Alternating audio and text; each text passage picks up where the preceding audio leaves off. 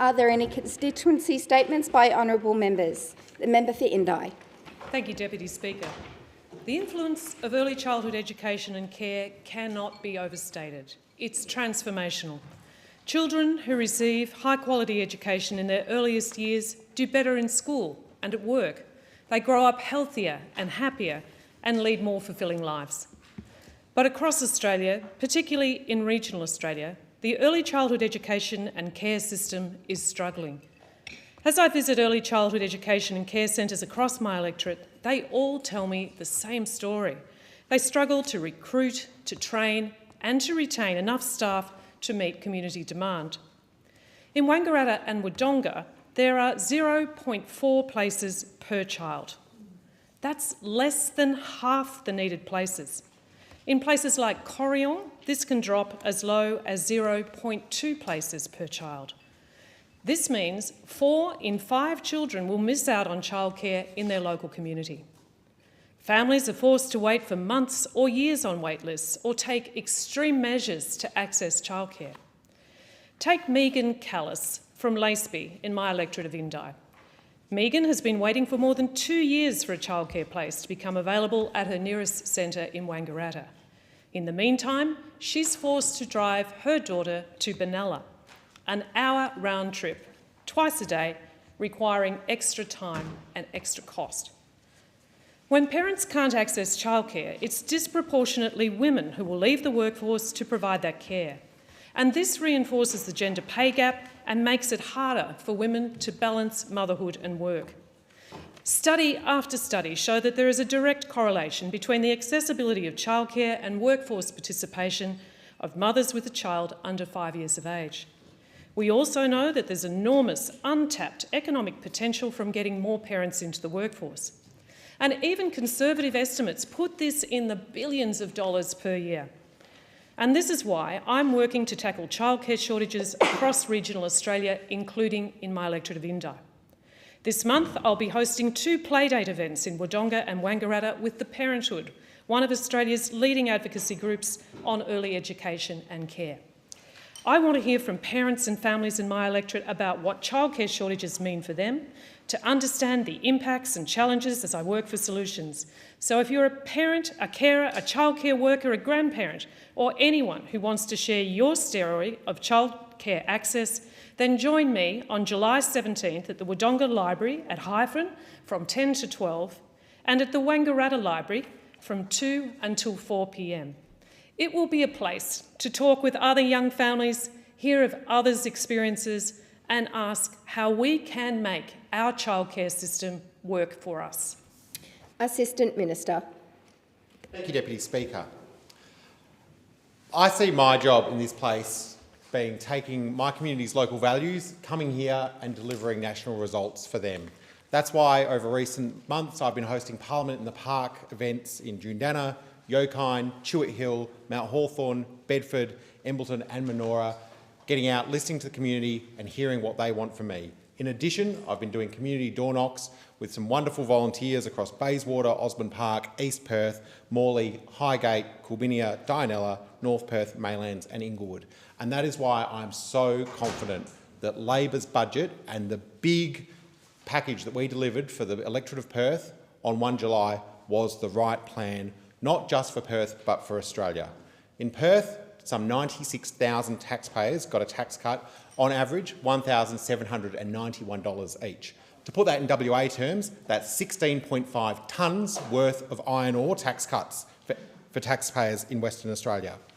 76,000 taxpayers in Perth are getting a bigger tax cut because of the decisions that we made this year. That's enough people to fill HBF Park in Highgate 3 times. And I'm really pleased that we're working with the Cook Labor government, providing $700 in energy bill relief to help every household in Perth and also to help a range of small businesses as well. And we've also done our job of freezing PBS prescription costs, making sure that people have certainty in how much their medication is going to cost them.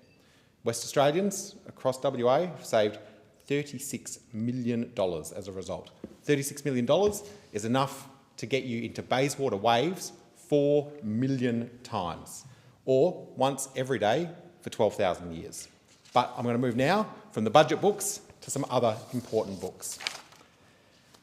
The Perth electorate is home to a wonderful bookstore, a great small business, Beaufort Street Books. Beaufort Street Books has been serving the community for years and years, a beloved business of Jane Seaton, an excellent member of the Perth community. Beaufort Street Books is moving. 50 metres up the road along Beaufort Street, they will still be Beaufort Street Books, but they're going to a new home. And as a result, the community is coming together on the 20th of July to help with that move. I'm calling on my community in Perth to come and help with the community conveyor belt. The community conveyor belt is going to move 12,000 books, handing them one at a time down the road to make sure that this beloved small business can get to their new home. I'll be there passing some books along, and I'll also encourage anyone in the Perth electorate to come along, help this business that's helped people of all ages and especially children find a love of reading, and there'll be a community sausage sizzle afterwards. I look forward to seeing people there. The member for Hughes. Thank you, Deputy Speaker. I rise to speak about two national icons within my electorate of Hughes. The first is cricket, our national sport. As a self-confessed cricket tragic, last Sunday it was a privilege for me to attend the presentation day of the Sutherland Shire Junior Cricket Association. The association has proudly seen the likes of Steve Smith from his under-10s through to captaining the Australian men's team. The association fields 1,000 players in 97 teams in their Saturday morning competition. And importantly, Deputy Speaker, this includes 95 girls. The association has 9 girls-only teams, and this is an amazing credit to President Matt O'Brien and the executive team that have led this association so successfully. When I wanted to play cricket as a young girl, there were no girls' teams, only boys' teams. However, I'm delighted to see, Deputy Speaker, that in one generation we have seen the tremendous growth in women's cricket, where our Australian team is well known and our WBBL teams are attracting great crowds and sponsorship money. And it was fabulous to see the emerging talent from the Shire's Cricket Association, both the boys and the girls, on the weekend. Australian fast bowler Maitland Brown joined us, which was greatly appreciated, particularly by the many female players in the room. You cannot be what you cannot see. Her presence on the day and her feats on the field have inspired countless budding cricketers and provided great encouragement to those players at the awards day. So congratulations to the association in all of its forms. The players, the parents, the scorers, the managers, the coaches, the administrators. Koalas. An iconic but endangered Australian native, Deputy Speaker. I have healthy colonies of koalas living in my electorate of Hughes in the Heathcote National Park and around Sandy Point. However, about 10% of these koalas are being killed each year on Heathcote Road, and the government response on this has been nothing but utopian. The koalas cross Heathcote Road in mating season, and this season is about to begin again in September. The solution, Deputy Speaker, is simple. We need a fence urgently built around Dead Man's Creek, and this will prevent the koalas from crossing the road. They can then cross under the creek. I have written to the federal government, the Environment Minister and the Infrastructure Minister. What have they done? They've kicked the can down the road and said it's the New South Wales government. I have now written to the Premier of New South Wales as well as the New South Wales Department of Transport, calling on them to simply put into practice a report that has been sitting on the desk of the Department of Transport now since 2001. It is not an expensive spend at this stage, Deputy Speaker. We are talking about hundreds of thousands of dollars, not hundreds of millions of dollars. So I call on the state and federal governments to urgently fund this project to keep our koalas safe into the future. Thank you, Deputy Speaker. Assistant Minister. Thank you, Deputy Speaker. And this week, so much of the Albanese Labor government's cost of living measures have come into effect from the 1st of July. And this is really important right across the country, and particularly in my region on the far north coast of New South Wales. We all know people are doing it tough, and I know in my area they certainly have been. And that's why we have continued to respond by offering important cost of living relief. We know there is more to do, but this makes such a big difference to people in my area. First of all, our tax cuts for every single taxpayer across the country. And for my area, that's 71,000 people that will receive a tax cut, so people can keep more of what they earn. And this has been a huge issue, and people have responded very positively to the fact that they are getting that tax cut. And of course, on average in my area, it's $1,384 for people that they will be receiving that tax cut. A really important difference it'll make when it comes to cost of living. And of course, the energy bill relief, $300 for every household and $325 for eligible small businesses. Again, a major issue that people have raised with me, and really important to have this in place. Now, also for my area, one of the other major cost of living initiatives, the freeze on the cost of PBS medicines, particularly with a large number of elderly people in my region. I know firsthand what a difference it will make for them. And this is on top of our already in place policies for cheaper medicines, and of course our tripling of the bulk billing incentive as well, because accessing healthcare when you need it is vitally important, and particularly for those older Australians with often very complex care needs. So many people in my area are very pleased to have that freeze on the PBS medicines. And of course we've got the freeze on deeming rates too, which for retirees is vitally important. We also see some of the really strong action that we're taking when it comes to cost of living relief, wiping about $3 billion from student HECS debt. Again, many students had those major HECS debts, and we've acted on that because we've listened to people's concerns firsthand about what needs to be in place.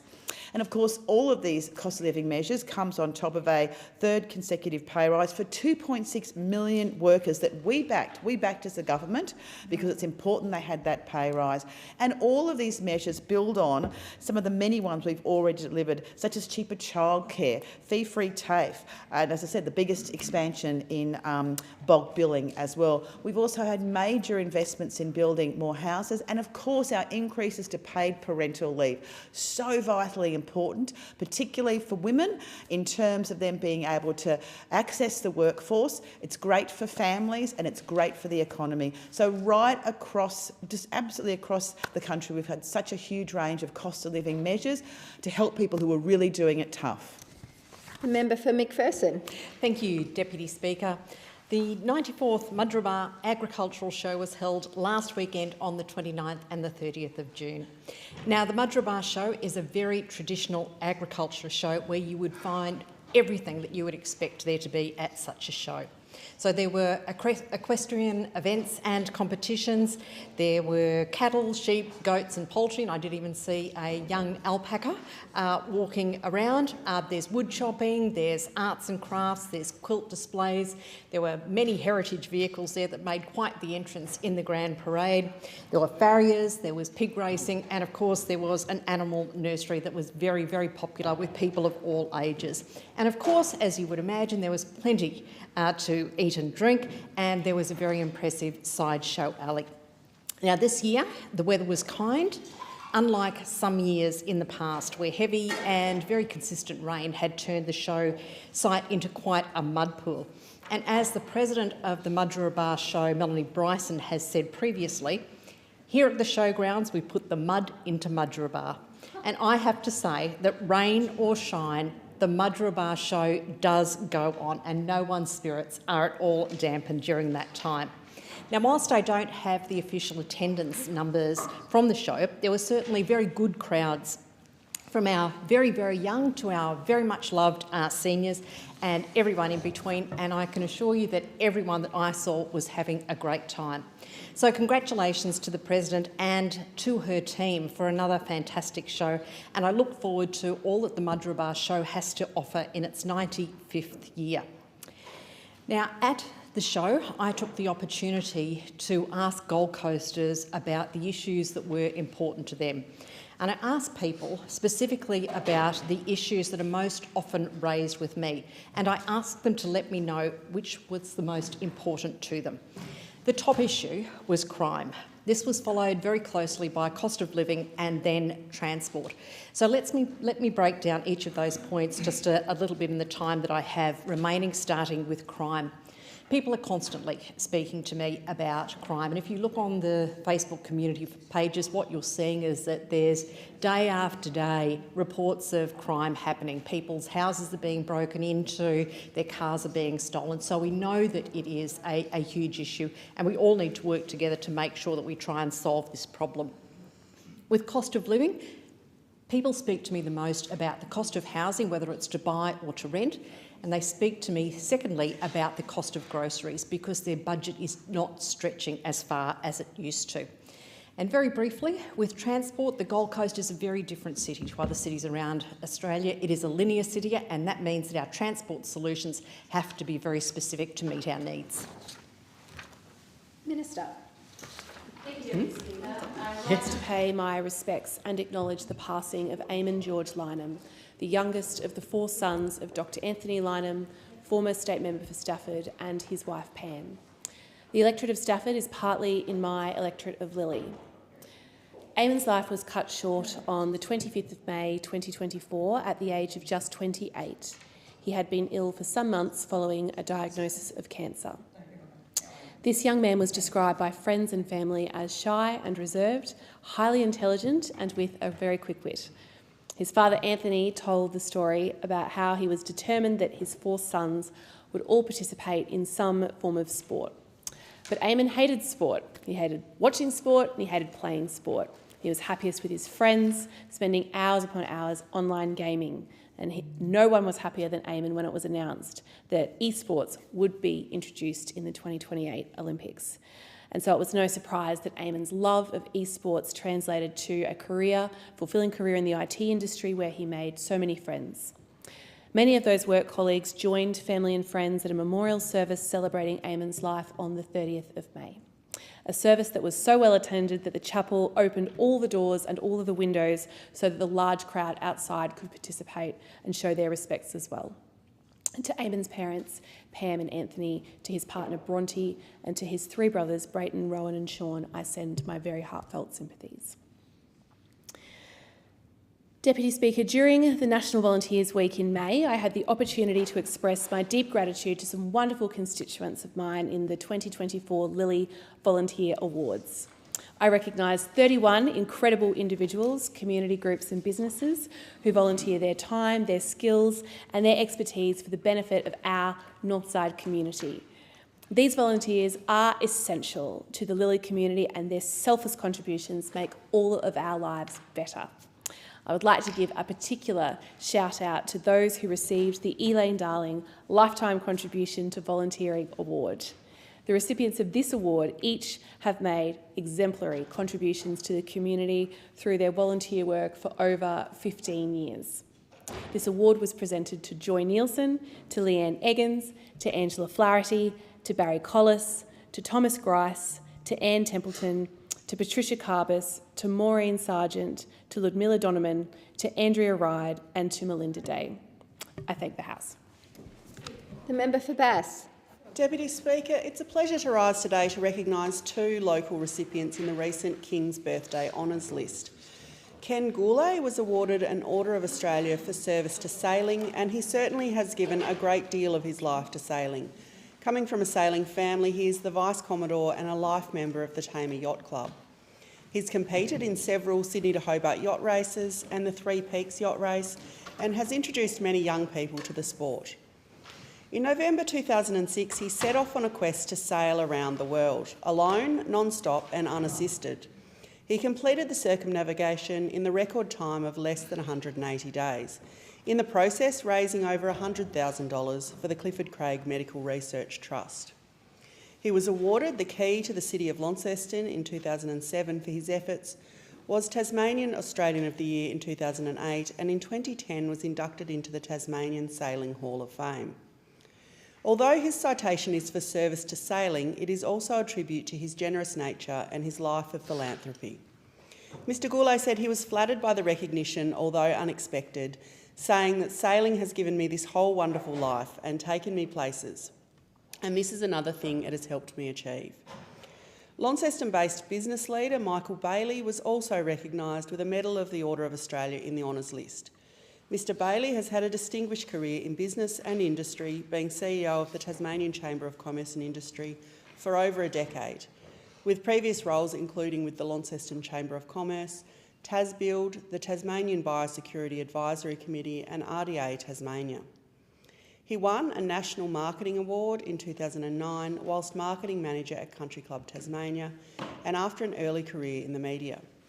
He's a keen cyclist and a former president of the Launceston City Cycling Club, and is a passionate advocate for Tasmania and everything it has to offer, saying, "I have the best job in Tasmania. I get to deal with amazing businesses all the time that are inspirational, and to be part of a Tasmania that has grown so much after the last few decades. People want to come to us and they want to buy our products. They value Tasmania as a brand, and I feel proud to be part of the community of businesses that has made that happen." Congratulations to both Ken and Michael. I've had the pleasure of getting to know both of these gentlemen well over the years, and I know both to be very humble and unassuming men that care deeply for their community. These honours are well-deserved recognition of their lifetime of service and their contribution to the community of Tasmania. Minister. Thanks, Deputy Speaker. 11 July this year will mark the 29th anniversary of the Srebrenica genocide. This day is always hardest and heaviest for Bosnians, as it represents one of the darkest chapters in modern history, the events that horrifically occurred at Srebrenica. This month we remember all the 8,372 Bosniaks, mainly men and boys, brutally massacred on 11 July 1995 in what was later rightfully deemed a genocide by the International Court of Justice. When one thinks about this terrible and tragic event, it's inconceivable to believe what people are capable of doing to one another because of who they are. What fuelled Srebrenica was discrimination. A whole people demonised, treated less than human because of their ethnicity and principally religion. Unfortunately, these black marks still exist in our world today. On 11 July, think of the mothers, because there is nothing that can prepare any mother for the news that they've lost their husband or their sons or both, and that they may lay somewhere in nameless graves, as many of them would have heard in that terrible time. The youngest victim of the Srebrenica genocide was 2-day-old Fatima Mujic. Her tiny coffin buried alongside nearly 8,000 other graves at the Potocari Memorial Centre. This year, the United Nations has taken a significant step, acknowledging the gravity of this atrocity by declaring 11 July as the International Day of Reflection and Commemoration of the 1995 genocide in Srebrenica. I wish to emphasise to Bosnian communities in New South Wales and across the country that the Australian Government took seriously the step to support the resolution to designate an official day, 11 July, to honour the memory of the victims and remember their suffering. Each year, Deputy Speaker, the Australian Bosnian Herzegovinian Cultural Association holds commemorations for the Srebrenica genocide. This is an incredibly crucial moment to help those still traumatised by the events of Srebrenica, many who managed to flee somehow and then given the opportunity to rebuild their lives in our great country. Their tireless work means that the memories of those who lost their lives are kept alive and honoured. We owe it to the victims of Srebrenica and other crimes against humanity that are being witnessed before our eyes to protect and do whatever we can to speak up and protect future generations from such horrors. The member for Wright. Thank you, Madam Speaker. And today I stand to condemn in the most strongest terms the anti-Semitic vandalous graffiti which defaced the Vietnam War Memorial and the Korean War Memorials on Anzac Parade in our nation's capital recently. The vandalisation of the Vietnam War and the Korean War Memorials with anti-Semitic slogans is disgraceful, it's appalling, and it should be called out. These extremist protests dishonour our war dead and seek to divide us as a country. It's unacceptable and it's un-Australia. And this coalition condemns the ugliest behaviour, and we will continue to call it out as bad behaviour. Madam Speaker, I've had the opportunity to speak with my RSL clubs across the electorate of Wright, of which I have many, through the Lockyer Valley, Scenic Rim, Tambourine, Logan Village, Gold Coast, In each of those communities, we have war memorials. On those war memorials are the names of families who I live with, the names of families who I went to school with, the names of families of my neighbours whose relatives went and fought for the freedoms and liberties that we have, that we live by today. And in each of our communities, these memorials are unquestionably a place of reflection, a place of honour, a place of high significance. And to think that anyone here in our country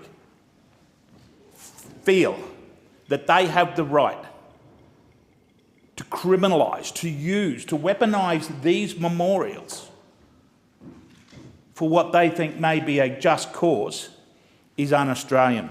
One RSL branch chairman suggested that those Australians who break the law, who graffiti our memorials, that if they don't like living here, they should pack their bags and leave Australia. That was just one comment from one. Other chairmen and presidents of the Return Service League weren't as charitable with their comments. But what I can inform the House is that not one of my RSL presidents, not one of those persons across my broad community supported the acts. They stood with me to condemn the behaviour. The member for Holt. Deputy Speaker. Today I would like to talk about the celebration of National Refugee Week across our nation. As it passes this year, we should reflect on the contribution of nearly 1 million refugees Australia has resettled since World War II. As the federal member for Holt, I am proud to represent one of the largest refugee communities in this country. Each family has a unique story, yet all share a common thread of courage, determination, and the quest for a better life. Much like my family's choice to leave Sri Lanka during the midst of a civil war, these refugees have moved to escape conflict and build a new life in safety and security. During this week, I had the privilege of attending the Voices of Community Gala held by the South East Community Links. Thank you to the CEO, Peter McNamara, for inviting me. This event spotlighted the remarkable work of our local community organisations in supporting the settlement of newly arrived communities. This includes South East Community Links itself, which supports refugees in my electorate. The efforts between government and community organisations were evident, demonstrating our commitment to fostering understanding and support across the South East Melbourne. Over 120 stakeholders, including community leaders, council members and MPs attended, highlighting the impact of these initiatives. Another organisation that has been doing fantastic work in the community is the Peninsula Community Legal Centre. Peninsula Legal has been working to support those on temporary visas who are experiencing domestic violence. Often the victim's visa status and right to stay in Australia is dependent on the abusive partner, which traps them in a relationship or risks deportation. Peninsula Legal provides these victims with free legal support and helps them to escape abusive relationships without risking their visa status. Recently, I attended the launch of their new online tool. The tool aims to help workers with information about the family violence provisions in the migration framework, how they can safely leave relationships and get migration assistance for their visa. While these are the two examples of organisations assisting refugees in my electorate, there are hundreds more. With government working together with them, we can ensure that refugees have a safe place to call home. In accordance with Standing Order 193, the time for members' constituency statements has concluded, and I call the clerk.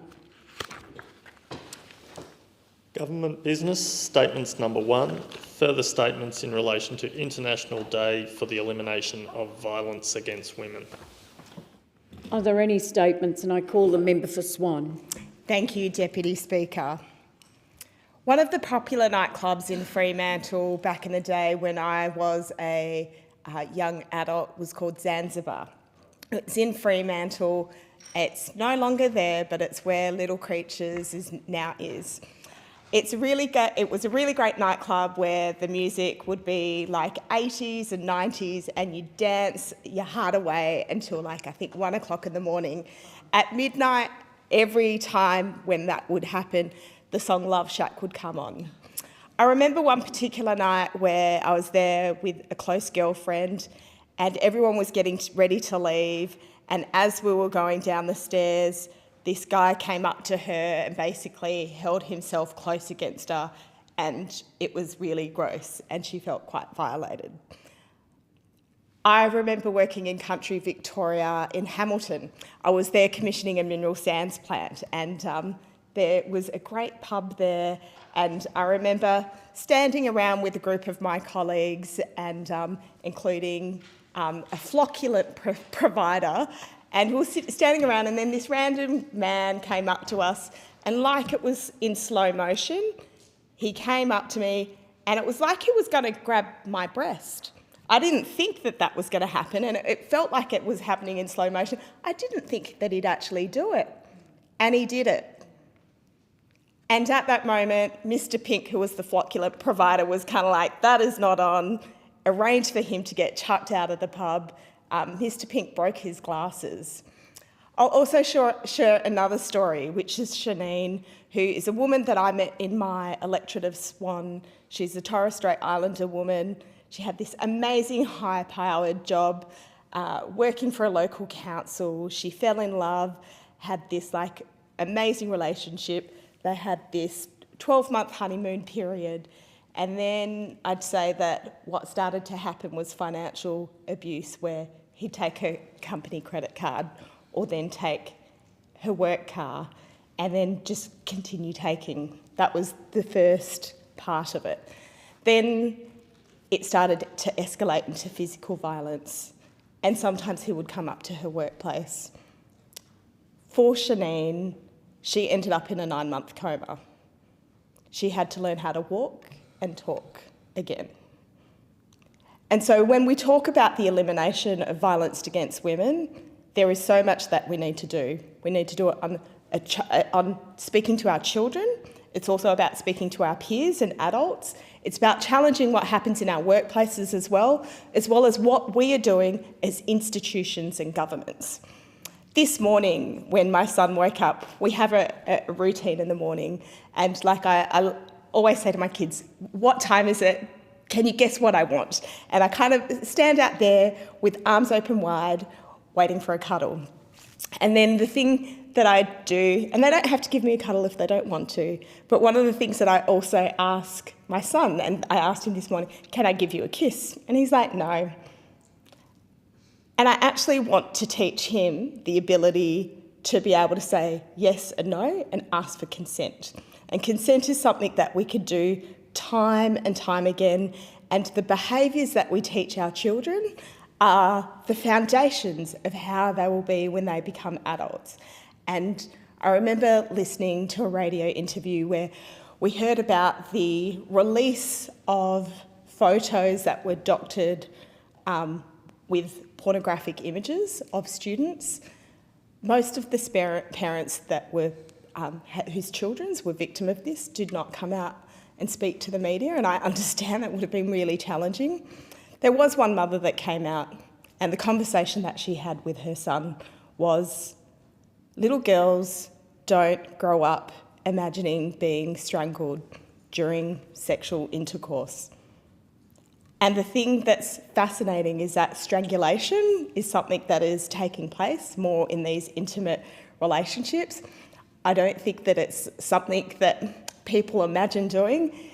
The statistics show that girls are more likely to be strangled compared to boys, and it's just fascinating that this is where what's happening to some of our teenagers and our young adults.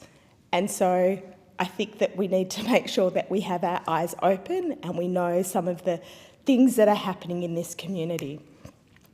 And we really need to help give our teenagers the tools to be able to know about consent, but also know what good sexual relationships look like. Talking about workplaces, in one of my previous workplaces, we had an ex-CEO that would come and travel from interstate from time to time, and one of the things that he does with the colleagues that have been around longer is he gives them a kiss, like, hello, how you going? You get a big kiss. And for one of my colleagues, she shared with me that she felt uncomfortable about that.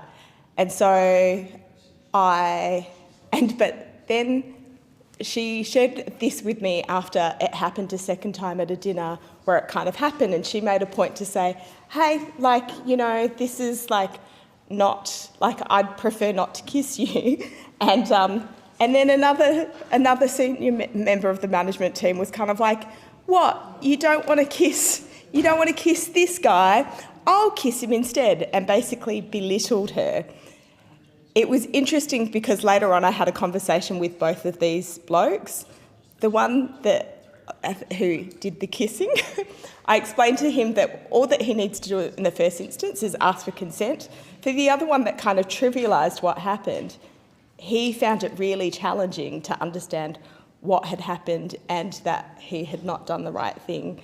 And so the thing that I'd say in workplaces is that I want people to challenge themselves to make sure that they are calling out these instances when they happen, and workplaces have a really important role to play.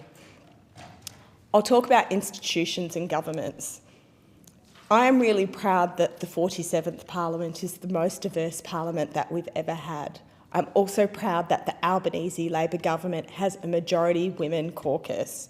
What this means is that women issues are on the forefront of our agenda. We are making sure that we are being really intentional with the way that we think about women and help women, particularly when it comes to domestic violence. For me, as a new Member of Parliament, I think felt a real sense of privilege when we introduced the 10 days of domestic violence leave into the House. We saw...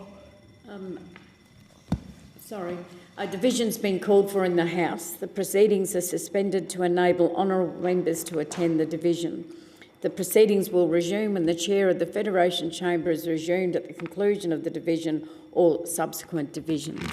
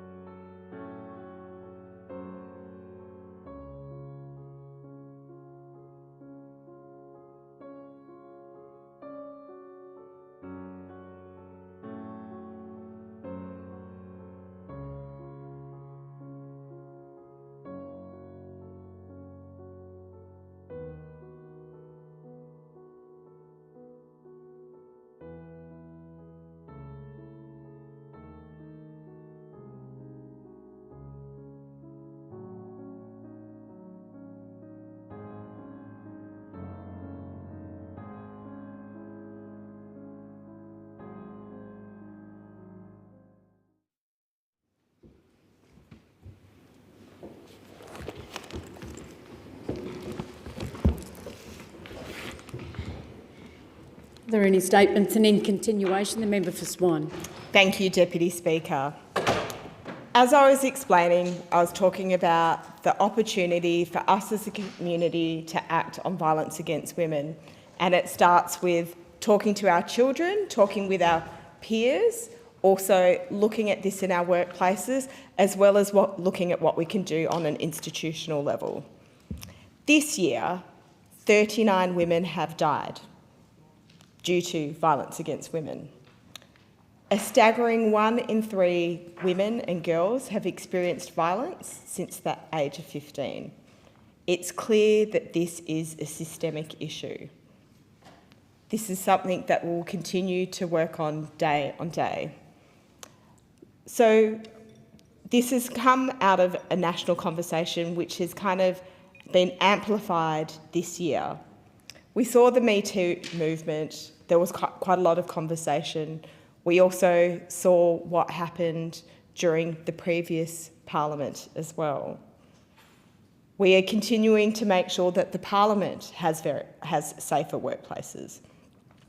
It's great to see that the Albanese Labor government has made a record investment into this area, with an extra 500 frontline workers being funded. We're also ensuring that we have 4,000 homes for women and children fleeing domestic violence. And of course, we have the 10 days of domestic violence leave, which I'd spoken about earlier. Earlier this year, we talked about investing $2.3 billion into this area, and we've made further commitments since then. One of the things that I've been working on in a committee that I sit on, Corporations and Financial Services, has been looking into financial abuse, because financial abuse is a form of coercive control, and it is a window into an escalation of violence, which can include physical or mental violence. Everybody has a role to play when we talk about the elimination of violence against women and girls, and I challenge everyone to play their part, because we should be the country that eliminates it first. Thank you. Are there any statements? And I call the member for Newcastle. Thank you, Deputy Speaker. I rise to support the statement made by the Assistant Minister for Social Services and for the Prevention of Family Violence, the Honourable Justine Elliott. Like I would hope every Member of Parliament, I share the very serious concerns that she's raised, along with many others in government, about the safety of women in our nation. And this statement was made late last year, and sadly, everything the Assistant Minister had to say at the time still rings tragically true today. It's been an especially tragic year for Australian women. We've seen it on the news. The grassroots group Counting Dead Women in Australia have recorded 39 women have been killed by acts of male violence just this year alone. And these are women who have been killed by intimate partners, people who purported to have loved them. They've been found dead in their own homes, in places where they should have been safe. And tragically, for many women, we know that home is actually one of the deadliest places they can be. But they've been also found dead in shopping centres, whilst going outside to take a run, get some exercise. Some have been found dead in their neighbour's house while they've sought to try and get help. So this is a deeply disturbing matter for our nation, and I just reflect on the last woman to kill only 4 days ago, Sarah Miles. You know, she's allegedly aged in her 40s, up in the Northern Rivers area, and she died of critical head injuries that were allegedly sustained, inflicted by her intimate partner, a person who'd been in her life for only a matter of few months, allegedly. She was alive, unconscious but breathing when the police arrived, and died before she could even get the help she needed. So this is I actually don't have words to describe this anymore. Tragic seems far too kind a word almost, but it is a catastrophic set of incidents that lead, intimate partners in particular to end up violently killing the people that they purport to care about and love. It's unfathomable to many of us, but it is it's not something we can turn away. As uncomfortable as this is, as devastating as it is for families, I know very few people that are actually untouched by the scourge of domestic, family and sexual violence. And so many people in this House, if they've not had direct experience, absolutely, have some lived experience via their families, friends, work, colleagues, neighbours. So it's not something any of us can or should turn away from, as uncomfortable as those truths are. If women are not safe, then that is not something that a nation can, sweep under the carpet. Gone are the days where we didn't talk about domestic, family or sexual violence, and that's a good thing. That's a very good thing.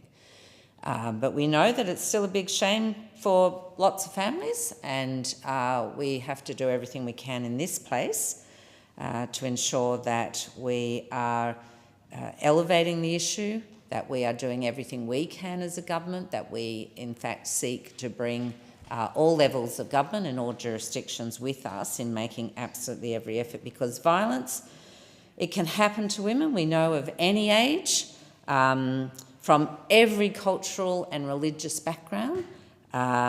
People of different jobs, different levels of education, different kinds of income earning capacity, people living in different areas, leading different lives. Like nobody, there are no kind of discriminatory boundaries that domestic, family and sexual violence will ignore. It's prevalent everywhere, and it impacts us all. We know those stories. I've shared the horrific one of Sarah Miles just from 4 days ago, but she is one of 39 women, as I said at the start, who've been killed by their intimate partners just this year alone, and we've only just started July. So this is not the type of world that we want for our girls to grow up in. We don't want them fearing their lives or safety, and we don't want our boys to think that this is normal. We need this violence to stop, and we need our culture, our behaviour and our attitudes towards women to change, and indeed the way we think about masculinity and the growth and development of our boys in Australia needs to change. Each year in Parliament for the last 10 years, I have stood in this House to read the names of all those women who are killed by acts of violence in Australia. It's always tragically one of the toughest speeches I give in this House, and shockingly too long. The list of those names, last year there were 64 women killed by acts of violence in Australia. And so according to the numbers, as I said now, 39 in the early months, days of July, we are set to tragically exceed that number in 2024. It's not a speech I look forward to delivering at all. The ABS data says that 1 in 4 women have experienced violence from an intimate partner since the age of 15. And the same source tells us that that violence is seldom isolated. So the Albanese Labor government has set ourselves a goal of ending violence against women and children within a generation. And I have to say, a lot of people told us we were crazy, setting ourselves up for failure, and I don't dispute for one moment that this is an ambitious target, but I tell you what, it's not one any of us can afford not to achieve.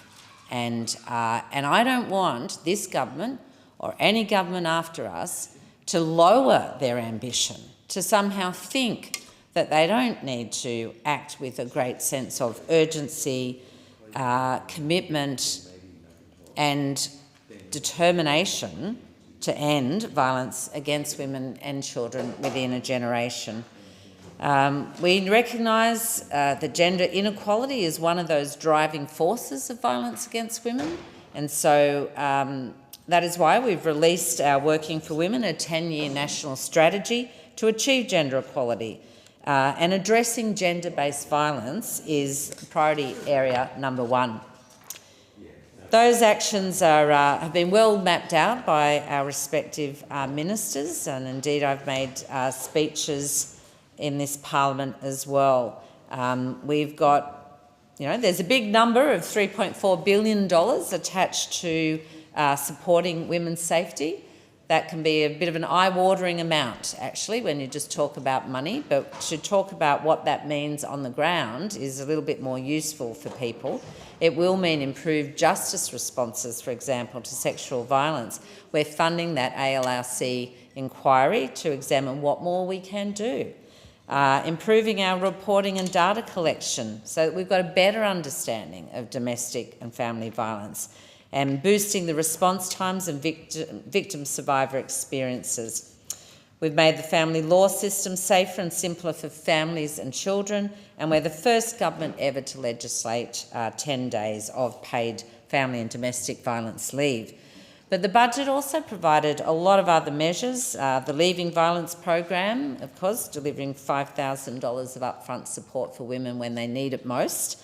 And there's many more programs that will be rolled out over the coming year. I think my greatest wish is that I don't have to stand in this parliament one year to recite the names of women killed by acts of male violence in Australia. That would be when we could say, this place, we've done what we need to do as governments. We should all recommit ourselves to ending violence against women and children, now and forever. Are there any statements? And I call the member for Lindsay. Thank you, Madam Deputy Speaker. As the member for Lindsay, there are a set of statistics that I'm not proud of. The Nepean Police Area Command has stations in Penrith and St Mary's in my electorate, and they have some of the highest rates of domestic and family violence in New South Wales. We need to do better as a community, and this is a multi-partisan effort. Every conversation and intervention will help break these terrible statistics that relate to real-life circumstances. Penrith Women's Health Centre is an incredible local organisation that assists hundreds and hundreds of local families each year. But a few weeks ago, their CEO wrote to me about a non-renewal of funding by the Albanese Labor government. This meant that last Friday, the last business day of the financial year, that a part-time caseworker was going to be let go from the centre. Further, we learnt last week that this could mean a reduction of casework being taken on by the centre by 30%. 30% less casework for women escaping domestic violence. This is not good enough. So I wrote to the Minister for Social Services and the Assistant Minister for the Prevention of Family Violence, pushing them to put money back on the table for Penrith Women's Health Centre. There are so many vulnerable women across the Western Sydney community that the centre supports. They operate across the Penrith, Hawkesbury and Blue Mountains areas and need to be adequately funded to do their vital work. The centre provides food support as well and programs to assist young women. The caseworkers are constantly helping those experiencing the pain of partner trauma, whether that person be a young mum in a difficult situation with a new partner, a family who has endured years of abuse, or an elderly woman who is scared to leave because she just doesn't have the finances to support herself. These are the stories that we keep hearing time and time again. It is what Penrith Women's Health Centre helps to combat every day. I thank our opposition spokesperson for countering family and domestic violence, Senator Karen Little, for her enormous work in this space and meeting with Penrith Women's Health Centre as well. I know Senator Little made representations to the Minister. I also made a contribution in the House last week highlighting the need for funding to be restored. Funding for the muster program that I campaigned for at the 2019 election and secured for Penrith Women's Health Centre was the funding that was going to be taken away. But finally, at that 11th hour, with a lot of pushing and advocacy, the centre had good news. And it was confirmed with state government officials that they had been successful for further funding by the Commonwealth. This funding included one full-time qualified worker and one trainee position until June 20th, 2026. The thing is, we shouldn't have to fight down to the wire for funding for domestic violence services and having the threat of losing a staff member that finally they were listened to. We have an announcement by the Labor government that there's 500 new frontline domestic violence workers, but it's only slow in its delivery. We need to act quicker. The government needs to act quicker. And I wonder if the positions allocated to Penrith Women's Health Centre will be ticked off as new positions for the government, or whether the data will reflect that it's actually a partial increase in casework support, given they were going to cut a position. I really hope that politics isn't played with this very valuable organisation. 200 new workers were meant to be helping across Australian neighbourhoods and regional areas by the 30th of June 2023. However, none had been delivered by that time. The target number by the 30th of June 2024 to have begun work in the community was 352 positions. Unfortunately, the data reflects that by this time, only 94 had been contracted. From the numbers released just a few days ago, there has been no advancement in employing those 500 frontline workers in Victoria, Tasmania or the ACT since the last reporting period. Local organisations that do their utmost to support women in crisis should not have to wait.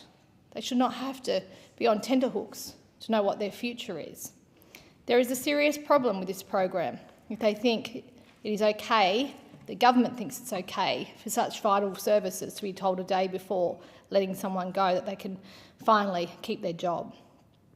In my time as a Shadow Assistant Minister for Mental Health and Suicide Prevention, I remember speaking to many organisations about the struggles they faced with government funding, lapsing periods and not knowing if programs were going to receive the needed money.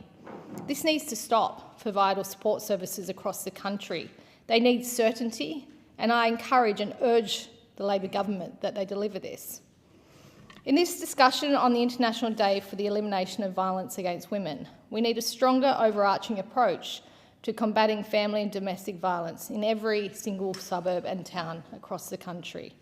As I said, my particular electorate has higher statistics than most, and it is something that I work every day very hard to eliminate. But, as we all say in this place, more needs to be done. And one of those things that we have control over is the allocation of funding for these grassroots organisations that mean so much to women in need. I hope the Albanese Labor government revises the model to ensure greater take-up of the program for the 500 frontline services.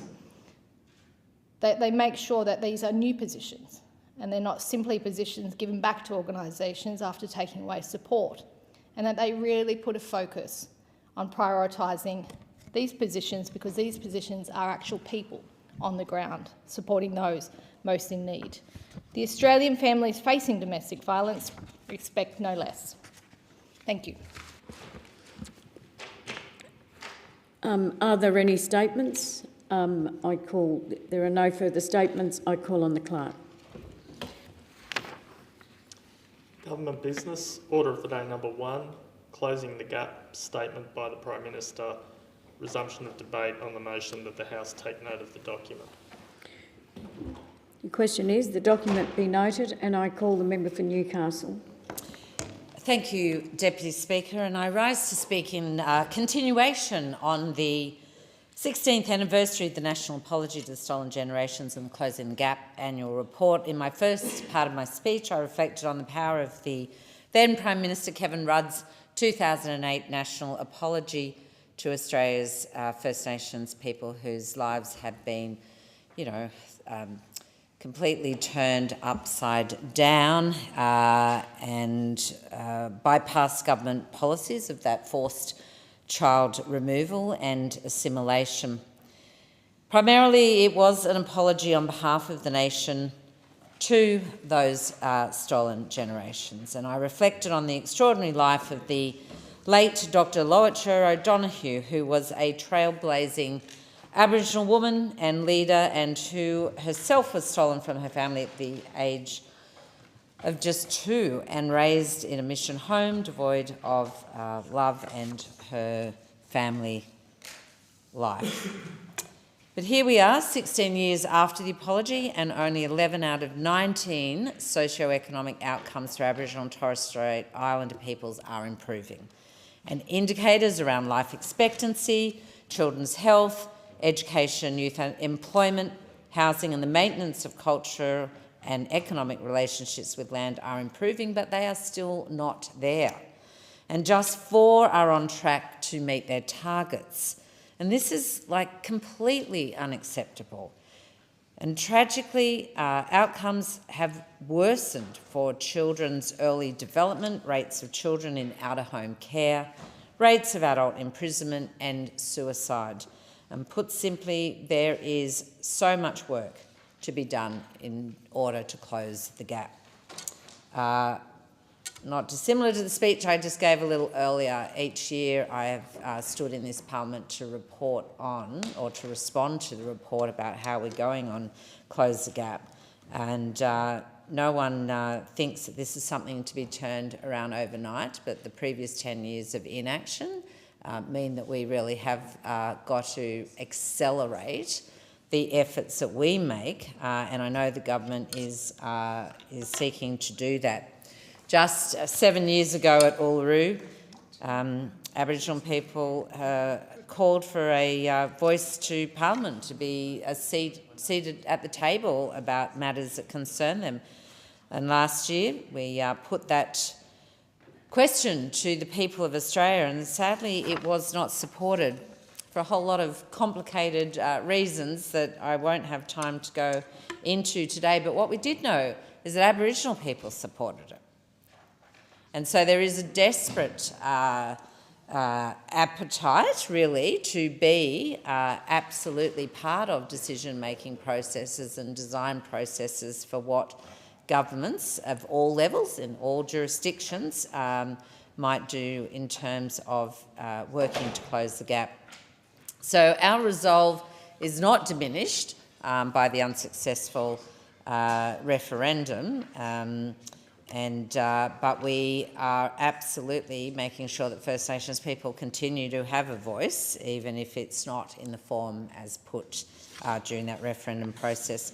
We've also announced the establishment of a National Aboriginal and Torres Strait Islander Children's Commission, a new office that will protect and promote the rights of children, that will play a very important role in the work of this government going forward. There is lots more to do in terms of employment and education. There's been some great announcements, particularly in the Northern Territory, and I acknowledge the Deputy Speaker, your advocacy in that regard, ensuring that there are, in fact, improvements for housing, employment, the justice reinvestment programs that this government is very keen to see rolled out, making sure that we have genuine partnerships with those communities most impacted and most affected. As the Prime Minister said, if we want to close the gap, we have to listen to the people who live on the other side of it, and that's exactly what we will be doing. The question that the document has been noted, and I call the member for Riverina. Well, I'm so very pleased that you're in the chair for my contribution, Deputy Speaker, Member for Lingiari, because I have so much respect for you, for the positions that you take, not just on matters pertaining to Aboriginal and Indigenous and Torres Strait Islander people, but indeed all Australians. And I know the importance of having Lingiari as its own electorate, because there was a time in the last term when the Australian Electoral Commission wanted to make the Northern Territory one seat. And indeed, even on the AEC's map and website, it included the seats of Solomon and Lingiari as one seat, the Northern Territory seat, going forward. And this was something that I spoke up passionately about, wrote an op-ed in the NT News about. I think they ended up running it on the front page as well as inside that day's edition. But it is just not right for people, particularly Aboriginal people, in such a sprawling electorate as Lingiari, one of the largest in Australia, indeed one of the largest political divisions in the world, to be combined with a capital city electorate and then expect people to get representation. And I know you're nodding, and I know you're a good member, and I know that this is important for the Northern Territory, and I'm glad that we've enshrined in legislation the fact that Northern Territory has to have two electorates, because it's too big not to. And I am all for one vote, one value, but even in the AEC's latest New South Wales redistribution, the electorate of Parkes, and the member for Parkes, Mark Colton, has represented that electorate for 17 or so years, since 2007. It is such a massive landmass, and now, well, just from the Riverina electorate, the new Parkes boundaries will take in Bland, centred on West Wyalong, Forbes and Parkes local government areas.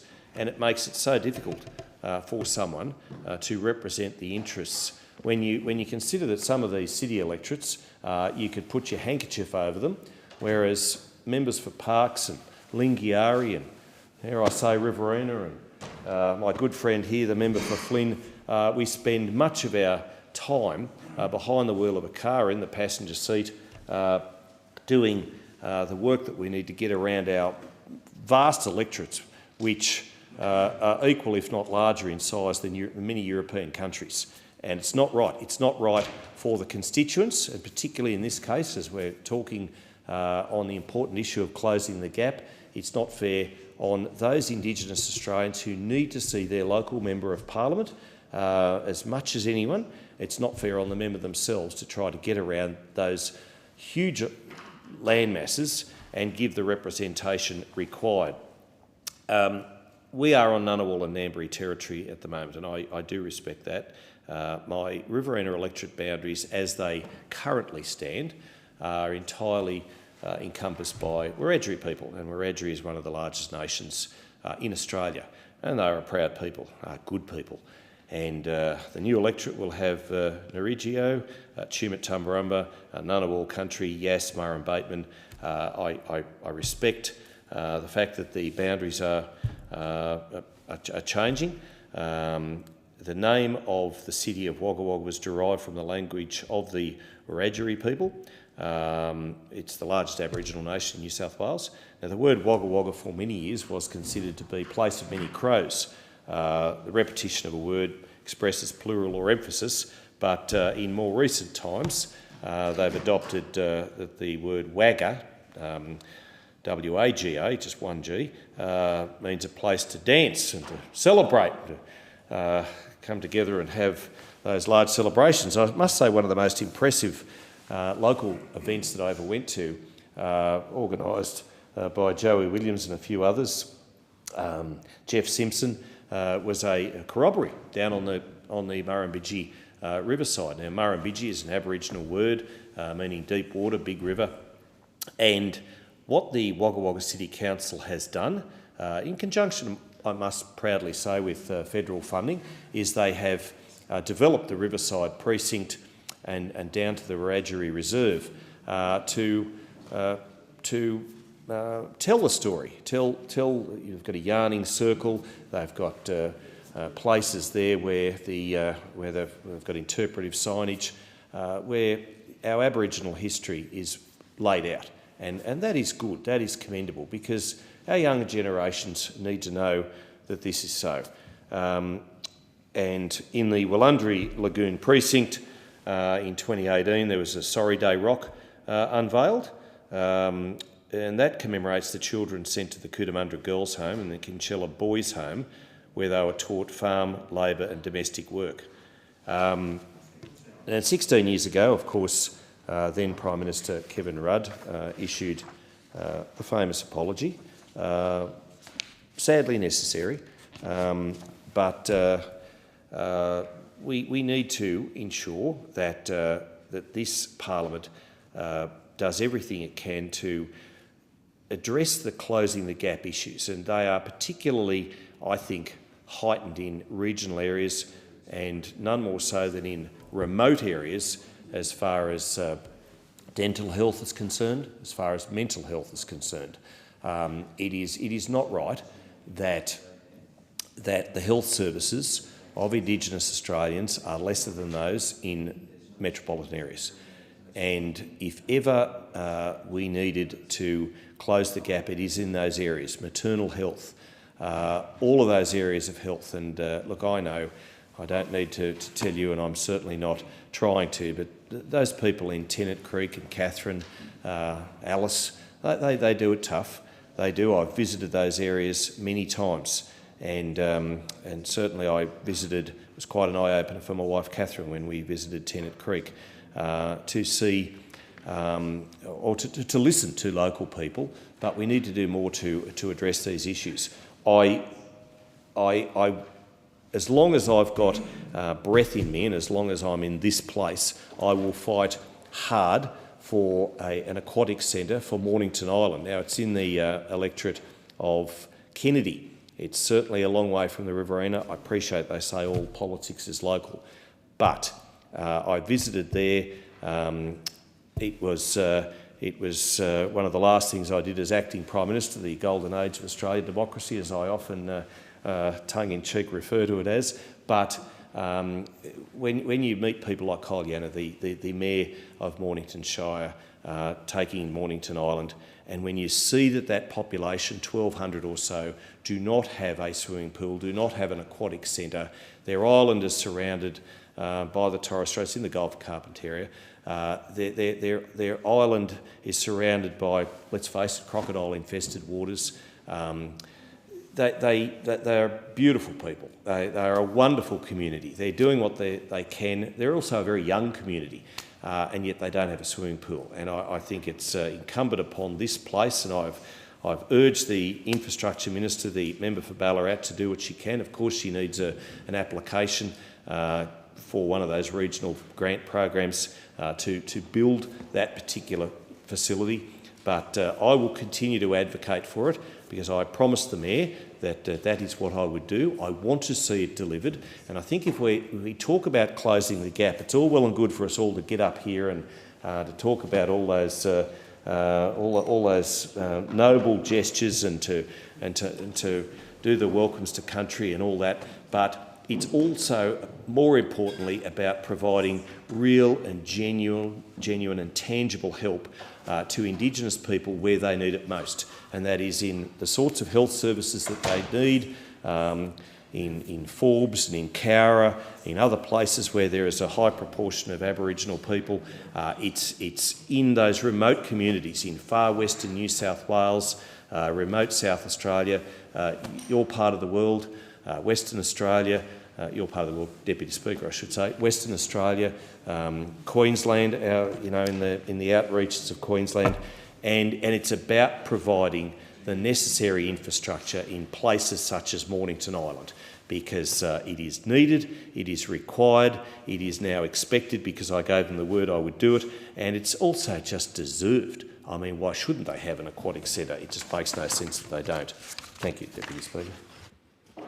The question is that the document be noted, and I call the Minister for Environment and Water.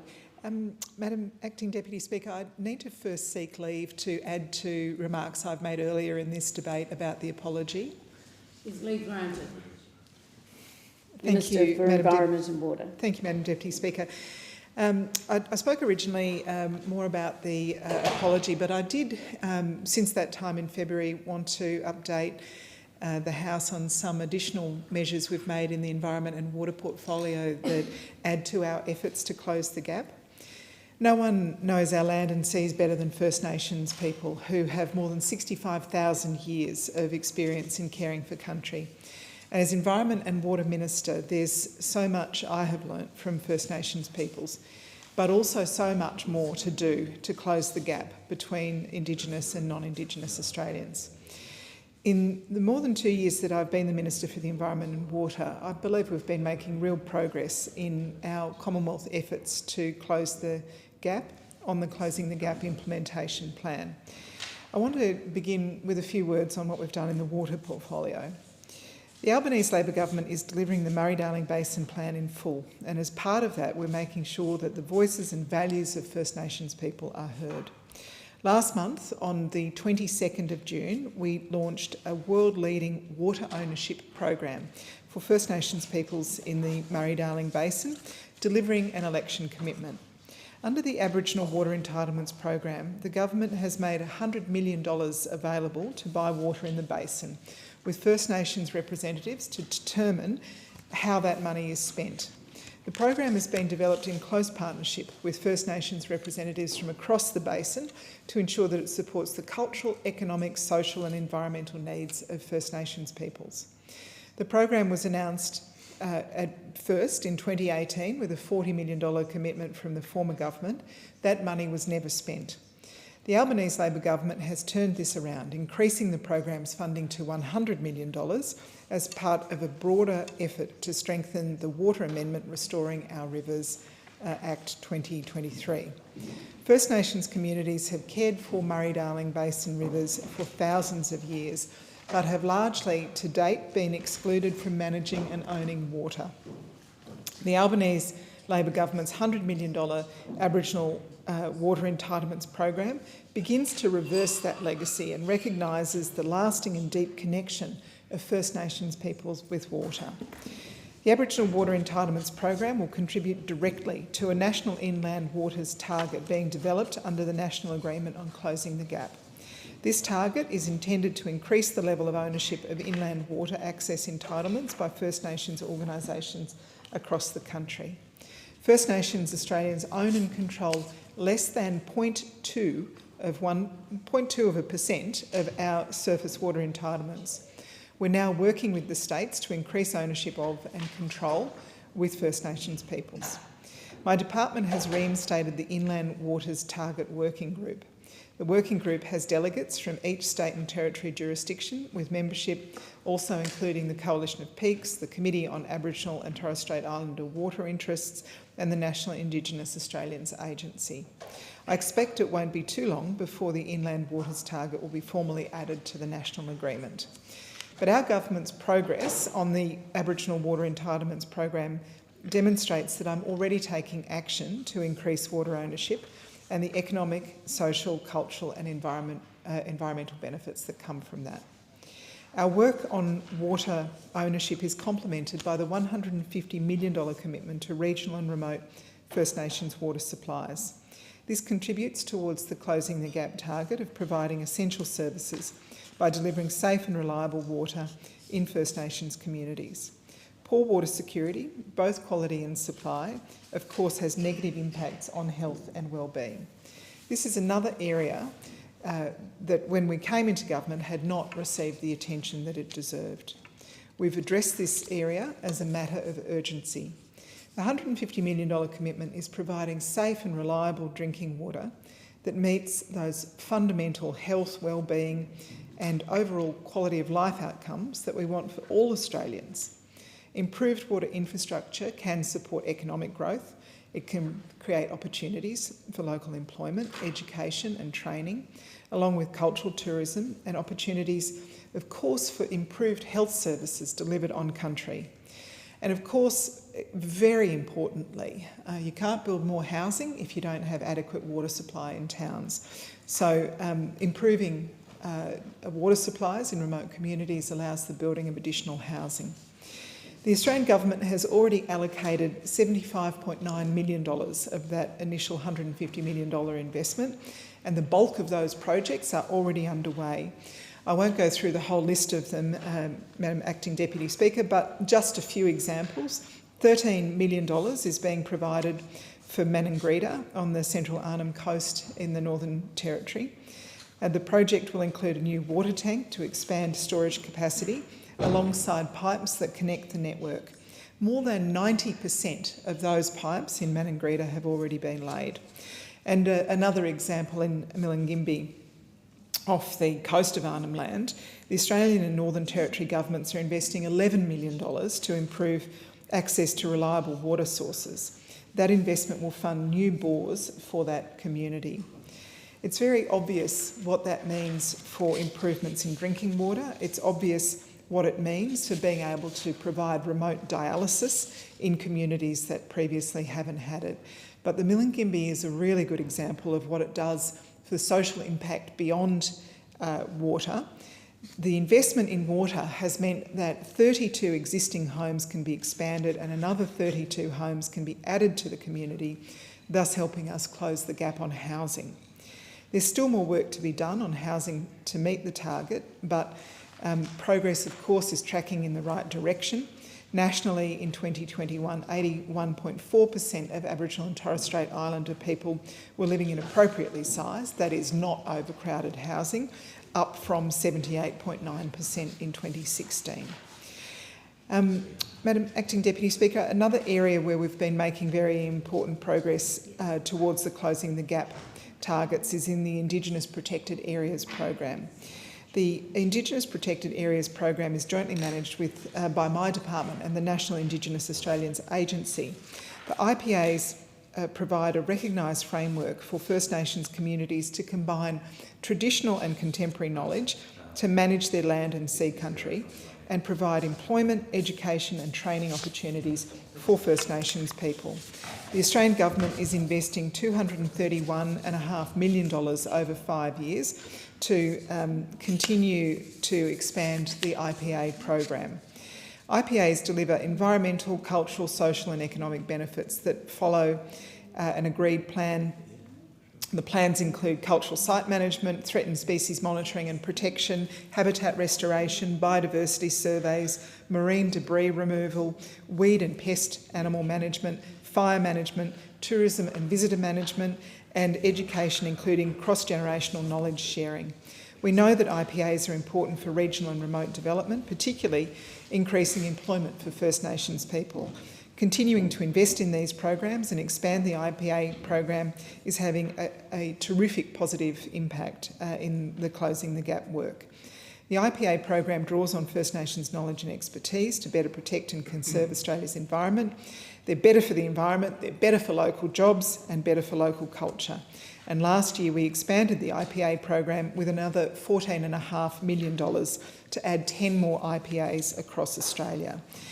I also wanted to mention the extra investment in the very successful Indigenous Ranger program. We're investing $1.3 billion to support the Ranger program, including another $359 million to double the number of Indigenous Rangers from 1,900 to 3,800, helping manage feral animals and weeds, supporting threatened species to better manage our land and sea country. One of the best things about the Indigenous Rangers program is that it provides terrific work for people, including in very remote parts of Australia, and that money that goes with those jobs stays in those communities and generates even more employment for people who are working in those communities and other roles. Our work on cultural heritage law reform is also proceeding. We're working very closely with the First Nations Heritage Protection Alliance and other stakeholders to strengthen our cultural heritage laws so we'll never again see a repeat of what happened in Juukan Gorge. The current partnership agreement with First Nations Heritage Protection Alliance is being extended with a new agreement for an extended partnership. As the Closing the Gap report states the gap is not a natural phenomenon. We will do our very best in the environment and water portfolios to put that gap behind us. I call the member for Robertson. Thank you, Deputy Speaker. I move that the debate be adjourned and the resumption of the debate be made in order of the day for a later hour at the next sitting. The question is that the debate be adjourned and the resumption of the debate be made in order of the day for a later hour this day or in the next sitting. All those of that opinion say aye. To the contrary, no. I think the ayes have it. Call the member for Robertson. Thank you, Deputy Speaker. I ask leave of the Federation Chamber to move that order of the day numbers 2 and 3, government business, be postponed until a later hour this day. Is leave granted? Leave is granted, and I call the member for Robertson. Thank you, Deputy Speaker. I move that order of the day numbers 2 and 3, government business, be postponed until a later hour this day. Is the motion seconded? The question is that the motion be agreed to. All those of that opinion say aye. To the contrary, no. I think the ayes have it, and I call the clerk.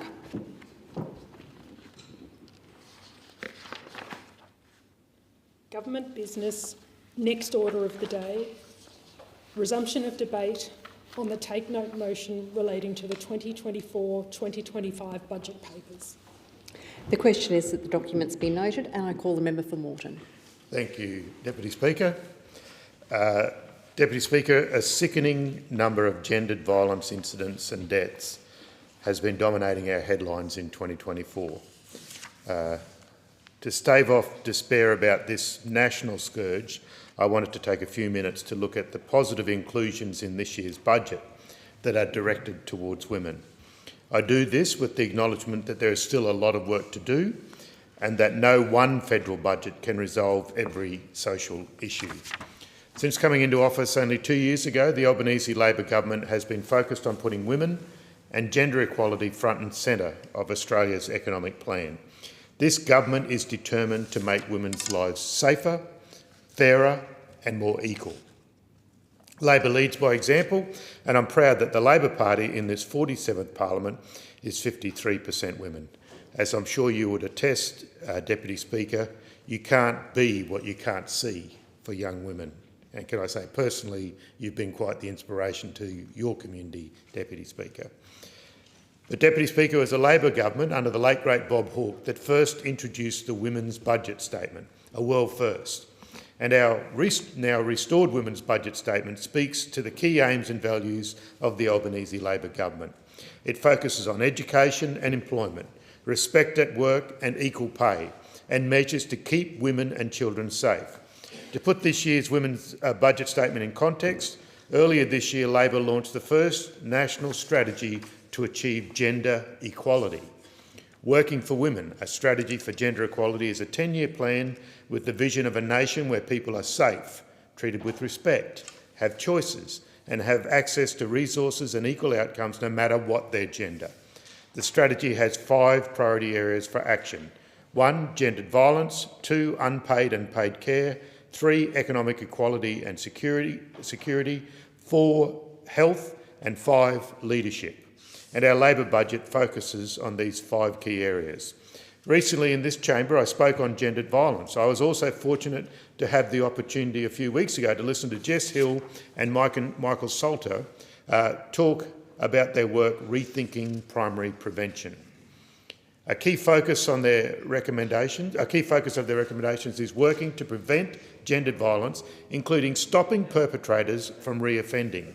They are driving the conversation about regulation for industries such as alcohol, pornography and gambling, all of which are known to exacerbate gendered violence. Jess and Michael also talked about combating the effects of intergenerational trauma, child neglect, child abuse, both for potential perpetrators and for potential victims. So Labor is investing $1.3 million over 2 years to undertake a rapid review into evidence-based approaches to prevent gender-based violence. The expert panel, including Jess Hill, will provide practical advice to government on further action and include a focus on high-risk perpetrators, those people who turn up in front of magistrates time after time after time. often in a world of misery. Diverting them down a more sensible path earlier, before they reach that valley of tears and worse, is a fine thing to be attempting to do. The first report will be due in the third quarter of this year. The budget also set aside $4.3 million for Australia's National Research Organisation for Women's Safety to further investigate and establish the evidence base on both the drivers of and recovery from the perpetration of gendered violence. Deputy Speaker, our approach to taking action on gendered violence is not just about research, it's about actual, tangible, on-the-ground support as well. We've directed over $925 million over 5 years to permanently establish the Leaving Violence program. Eligible victim survivors will be able to access up to $5,000 in financial support to help them leave, as well as receiving assistance with referral services. Further financial help is available with the back-to-back boost to Commonwealth rent assistance, as well as the expanded eligibility for parenting payment single. And we're backing this up with further measures on social housing and homelessness. We've negotiated the $9.3 billion national agreement with the states and territories, and also directing a $1 billion increase in funding for crisis and transitional accommodation for women, children and youth. Labor is also focused on improving the experience of women on university campuses across the country. We're developing a national higher education code to prevent and respond to gender-based violence. This will require universities to strengthen their accountability. We're also establishing a national student ombudsman, an office to provide support for students for a range of complaints about their higher education provider, including those related to sexual harassment and violence. I also note Labor's reform of paid parental leave to include superannuation that kicks off on the 1st of July 2025. Taking time out to care for children is a normal part of working life for both parents. Paying super on paid parental leave will normalise parental leave as a workplace entitlement, encourage more equal sharing of care and show that our society values the carer role, and ensure that more women can access a dignified retirement. Because paying super on government-paid parental leave is a key step in prioritising gender equality. It's a crucial investment to close the super gap, which affects women's retirement income significantly. This super gap currently sits at around 25%. This reform builds on Labor's historic investment in Australia's paid parental leave. We've already made it easier for both parents to access and share care, and our legislation means we'll have added an extra 6 weeks by 2026. Since Monday, families now have access to 2 extra weeks of leave. This will increase until the scheme reaches 26 weeks by July 26. Deputy Speaker, this budget also focuses on the care economy and the paid care work that women, overwhelmingly women, do on top of their unpaid work. I'm talking about the aged care workers and early childhood educators, who will all be receiving wage increases to recognise the importance of their work. It's a sad reflection that these roles are often undervalued and underpaid, and obviously since the 1st of July we've taken some steps towards changing that. We're working on changing the perception of both unpaid and paid care work. Hopefully that was a friendly jet that just flew over. We're making the carer payment more flexible so that recipients, mainly women, can do paid work, study or volunteer. And we're further supporting eligible nursing, midwifery, teaching and social work students who are predominantly women with a PRAC support payment. That's over $427 million to enable those students to undertake mandatory PRAC placements and bolster the number of people entering these in-demand professions. We've made a further 400,000 places available in our fee-free TAFE scheme, with women making up 60% of those enrolments. All these measures go towards improved economic equality and security for women. And Monday's cost of living tax cuts provide greater relief for low and middle income taxpayers, a group, not surprisingly, disproportionately women. All 6.5 million women taxpayers will receive that tax cut in this year, with an average annual benefit of around $1,650. This will ease the pressure on household budgets, along with that $300 energy rebate for every household. Labor has also resolved the issue with indexation to help fees. We're wiping around $3 billion in debt and ensuring that future indexation to help is at the rate of the lower of either the Consumer Price Index or the Wage Price Index.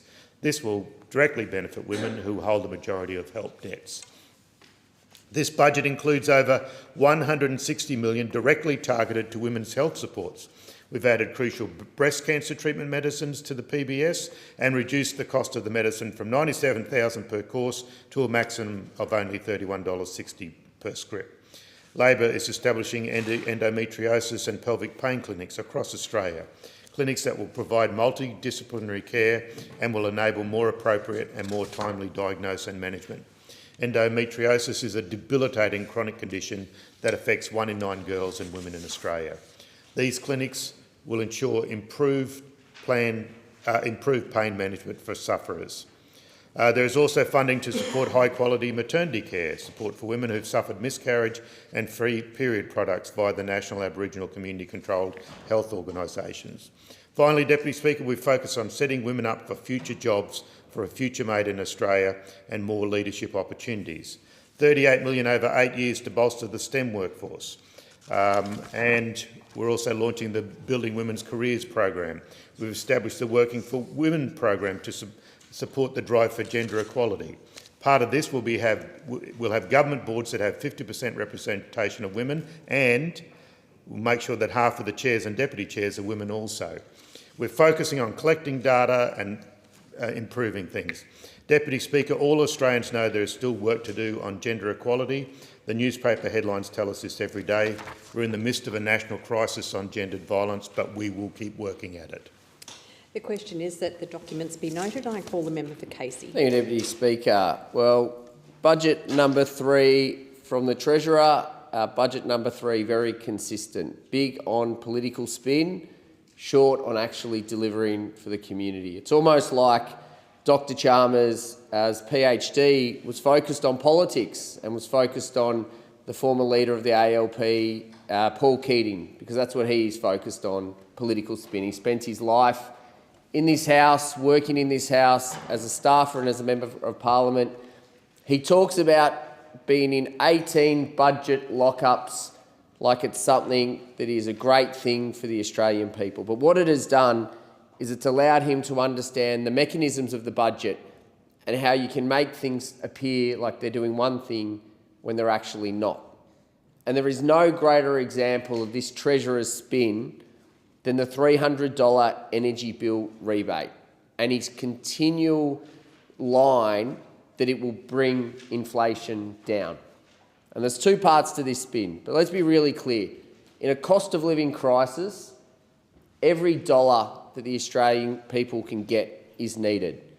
But the first part of spin, the political spin from the Treasurer and those opposite and the Prime Minister, is they've said this week you'll get $300 from today. Well, you get $300 over 12 months, you get $75 a quarter. So they could at least be a little bit honest about that. And anyone who's received their power bill recently will know that $75 a quarter is not covering much of that bill. Had many residents reach out to me about that. But the second part of his spin, and this is the much more important part and the impact that it will have on the Australian people that he doesn't want to talk about. He talks about how it's going to bring inflation down. But it's not, Deputy Speaker. What it is going to do, and even the RBA June board meeting notes say this, it's going to temporarily reduce headline inflation. So it's going to artificially and temporarily bring that inflation number down. But it's not actually going to treat the symptoms. It's actually not even treating the cause. And there's a reason he wants to bring the headline inflation down. There is a reason he wants to do that, and it's pure politics. The headline inflation number is the one that many in the media report on and talk about. And it is the 2 to 3 band that everyone talks about the RBA are aiming to get to. But it's actually not the key measure that the RBA use. They use many other factors, including the trimmed mean inflation, which is a much more realistic number. So this is what this Treasurer is trying to do. As I stand here in July of 2024, and let's review this in a few months' time at the end of the year. He's trying to temporarily and artificially bring the headline inflation down, so the articles in the papers will say it's within the band, and then they will ramp up those opposite. Not the Treasurer himself, because he's smart enough to know that he can't verbal the RBA Governor, but others will start to put pressure on the RBA Governor to bring interest rates down. And then when the RBA Governor doesn't do that, because as we saw last week, inflation has just picked up from 3.6 to 4%. When the RBA Governor does not do that, those opposite will start to blame the Governor for interest rates not coming down. That is the cynical political ploy that this Treasurer and this Prime Minister are undertaking. And let's see how that goes. But unfortunately for the Australian people, even that political ploy is unlikely to work, because as we saw last week, inflation is ticking up. Because as the RBA's internal notes say, this government are running an expansionary budget. They are running an expansionary budget when inflation is above the target band, when they should be running a contractionary budget. Their decisions, this government's decisions, are driving inflation higher. And if we see, which many are predicting in August or September, an interest rate rise, be under no illusion that that interest rate rise is because of the decisions and the economic mismanagement of the Prime Minister and the Treasurer of this country. But all he's got is the political spin of trying to get a temporary reduction in the headline inflation. But it's not just at the national level that this budget lets down the Australian people. In my community of Casey, we're 2,500 square kilometres. We don't have an emergency department within our community, and it's very hard to get access to a doctor. Now, earlier this year, the Prime Minister, in question time, talked about adding 29 new urgent care clinics in the next budget. He announced them in the budget. I've been working with my community, I've been campaigning to get an urgent care clinic into our community, because we need a place where the community can go to get that support, because, as I said, 2,500 square kilometres. Most of my community have to drive 30, 40 an hour to get to an emergency department. So I've been watching with interest. We've been campaigning for this. We've written to the Prime Minister, to the Treasurer, the Finance Minister. They're aware of the campaign. The Finance Minister referenced it in Senate estimates, so they're aware of it. And we've now had the announcement of 29 urgent care clinics. 10 have been launched and sort of slowly dripped out to get the media headlines. And I've watched with interest where those locations are. And shock horror, Deputy Speaker, shock horror. Out of the 10 that have been announced since the budget, 8 of those locations are within Labor electorates. 80% within Labor electorates. Shock horror. Another one is in an independent seat that was a Labor seat they're looking to get back. And then there was one in a Liberal seat. Seems like there is a very strong political element to the allocation of those, and that's 10 out of 29, so we're a third of the way through. And you would think, Deputy Speaker, that something like health and access to health and emergency departments would be above politics. So I'll continue to work with my community to run our campaign to call for an urgent care clinic in Casey. I thank those that have added their name to the petition, added their support to how this is needed, how much this is needed. And I'll watch with interest as more sites continue to roll out, and we'll see what happens with the political breakdown of those. And one of the reasons that my community does need an urgent care clinic is because it's harder and harder to get to a doctor. We don't have an emergency department, but it's harder and harder to get access to a GP. We only have 7 bulk billing clinics in the community. What this government doesn't like to talk about with bulk billing rates is, since they came to government, bulk billing rates across the country, and including in Casey, have actually declined.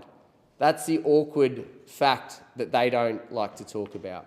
But we also know that there's an expectation that there'll be around 11,000 GPs shortage by 2031. And there's more we need to do. And I speak and visit many of my GPs, and they're struggling to get new GPs in, to be able to fit more people in. Many GPs are having to forego their lunch break just to try and see extra people that are calling up wanting to get a place. And that's why I'm really proud to be part of the coalition that committed to investing $400 million to provide junior doctors who train in general practice with incentive payments, assistance with leave entitlements, and support for vocational training. And this is an investment that will help close that gap, that will help get more young doctors to becoming GPs and to move particularly into regional, rural and peri-urban areas. In my community, it's a quite challenging situation where they can't get access to their GPs. In this budget, we also saw that the government were completely silent on productivity. Now, productivity is crucial to our economic growth as a country. Under those opposite, since they came to power, productivity has dropped 5.2%. And the reality is, to bring inflation down, to actually treat the cause, not the symptoms, you need to drive productivity growth, because that means employers can continue to pay their employees more, which is a good thing. But they offset that increased cost by greater output, greater productivity, which brings the unit cost of that good or that service down, which means people can get paid more, the business can remain profitable, which is crucial when they invest their own capital, particularly small and family businesses. But the final price that consumers pay don't need to go up. But this government, this Treasurer, this Prime Minister are silent on productivity because they can't treat the cause. It is political spin to try and show that they're making a difference, but the Australian people know they're not. The question is that the documents be noted, and I call the Minister. Thank you, Deputy Speaker, and I'm very pleased to speak on the budget papers today because the budget that the Treasurer handed down very recently is a budget that supports people with cost of living pressures now and sets our country up for the future. It is a positive plan that is about investing now and in tomorrow. I am pleased that there is not only significant support that we are delivering through my portfolio of social services, but also importantly initiatives that support the people in the southern suburbs of Adelaide in the electorate of Kingston, which I represent. Of course, there are many benefits that will flow as a result of this budget to my seat in the seat of Kingston. Of course, we just heard the member for Casey speak so glowingly about the urgent care clinics, and I could not reinforce his comments enough. These are a successful initiative of this government. Just to highlight the success, in Morford Vale, the urgent care clinic has been visited by 6,014 people. And to expand this really successful program in this budget is going to deliver more help for people when they need it, when they need that, whether it might be a fracture, maybe it might be something that isn't as significant to need acute emergency. But at the moment, as a result of the neglection by those opposite, we do not have an appropriately functioning primary care system. And so these urgent care clinics have been well developed. Of course, this is on top of getting back to fixing Medicare that the Health Ministry has been doing, including in the last budget, tripling the bulk billing incentive. Of course, it's not just been about primary care that's been a focus of this government. It's also been about making medicines cheaper. Now, this was fiercely opposed by those opposite. But just to put it in perspective, residents in Kingston have already saved over $1.7 million.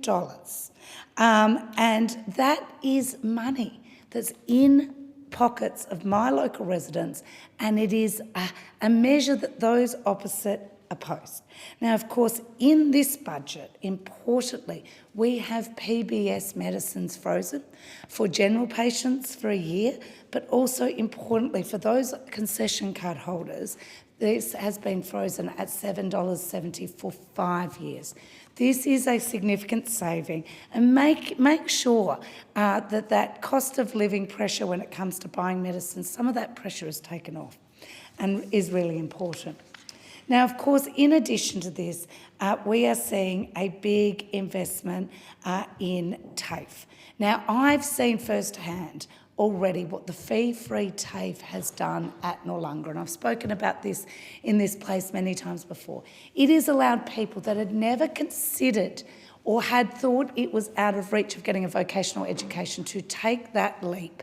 But it's also revitalised the Noarlunga TAFE campus, a TAFE campus that had really been mothballed, but fee-free TAFE has re-enlivened it, and now within this budget, extra funding, $88.8 million to put additional fee-free TAFE places, allowing more people in the southern suburbs of Adelaide and indeed right around the country to get that benefit of fee-free TAFE.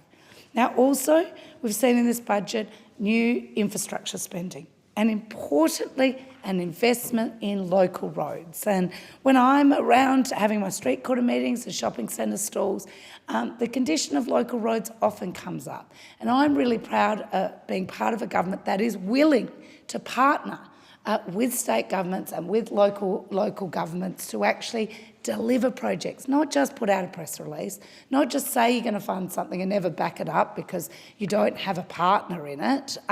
We are partnering with local councils and local government.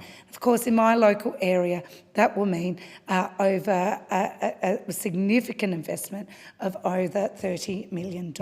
Now, through the National Bowel Screening Program, in my electorate, there's also another 10,395 people who are now eligible with that age range between 45 to 50.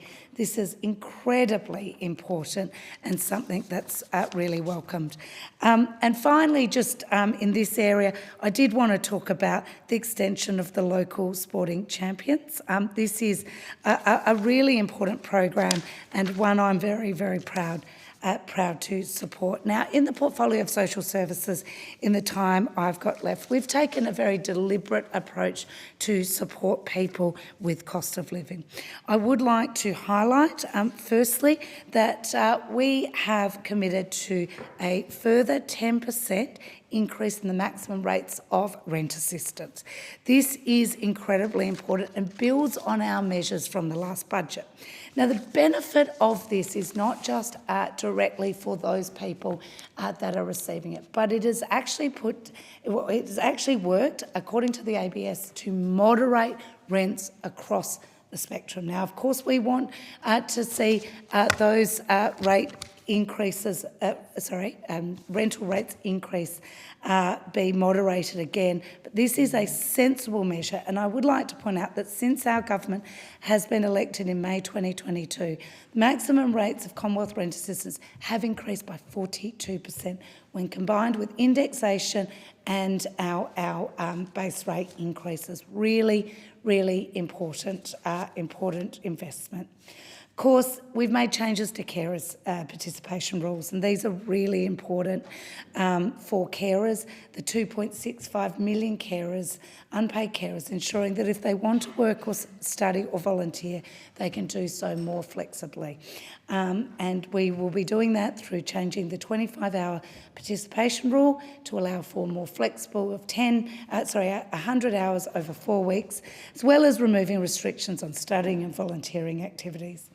Now, the partial capacity to work changes that are in front of the Senate do ensure that the higher rate of job seeker is extended to those single recipients with a partial capacity to work under 15 hours, with a recognition that those people do face more barriers. And also importantly, we have chosen to freeze the social security deeming rates for a further 12 months to 30th of June 2025. This means that over 870,000 current income support recipients, including 450,000 age pensioners, will be able to keep more of what they earn on their investments without affecting their pension. Now, in women's safety, we have made a significant investment in this budget, building on the investments we've made in previous budgets, particularly by establishing permanently the Leaving Violence program. This program is incredibly important, and since becoming Minister, I've been doing a lot of work to ensure that this program is fit for purpose. It is much more than just a financial support. That is a critical part of it, but it also is incredibly important, the casework, the referral work, and also the risk assessment work that is done in this program. And so I'm so pleased that we are starting to see, we will make this a permanent feature to support women leaving domestic violence circumstances. Now, in terms of disability, I am really pleased that in this budget we've announced that from the 1st of July 2025 we will replace the current Disability Employment Service with a fit-for-purpose specialised disability employment service.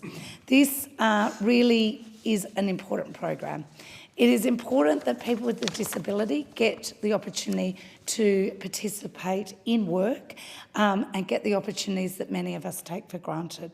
We will ensure that our new program is inclusive, but importantly is of high quality. I couldn't believe when I became Minister that the DES program did not measure the client's experience, the experience that people at the heart of the system had. And so quality will be at the heart of our new system and will be critically important. These are just some of the areas that we've been able to invest in through our responsible economic management, making sure that the priorities are focused on now, supporting people now and into the future, but still delivering a budget surplus.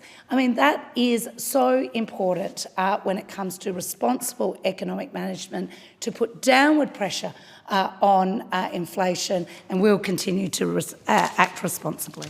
The question is that the documents be noted, and I call the member for Curtin. Thank you, Deputy Speaker. Well, my summary takeaway on the budget is that it's good to see a surplus this year, but I'm concerned about the looming deficits and their possible impact on inflation. We do need to do more about long-term issues like tax reform and productivity. The budget does contain some long-term thinking in the Future Made in Australia package, which is being introduced this week, but the devil will be in how it's implemented. I want to say a bit about cost of living relief, a long-term perspective on the budget, including tax reform, productivity and climate, and how the budget is addressing a range of specific issues raised by my constituents. Now, on cost of living, there is no doubt that this budget comes at a difficult time. Every time I'm out in my electorate, I hear about the cost of living challenges people are facing. Managing inflation is the best way to reduce cost of living pressures. And the government's fiscal policy is one of many levers that affect inflation, but it's one that the government can actually control.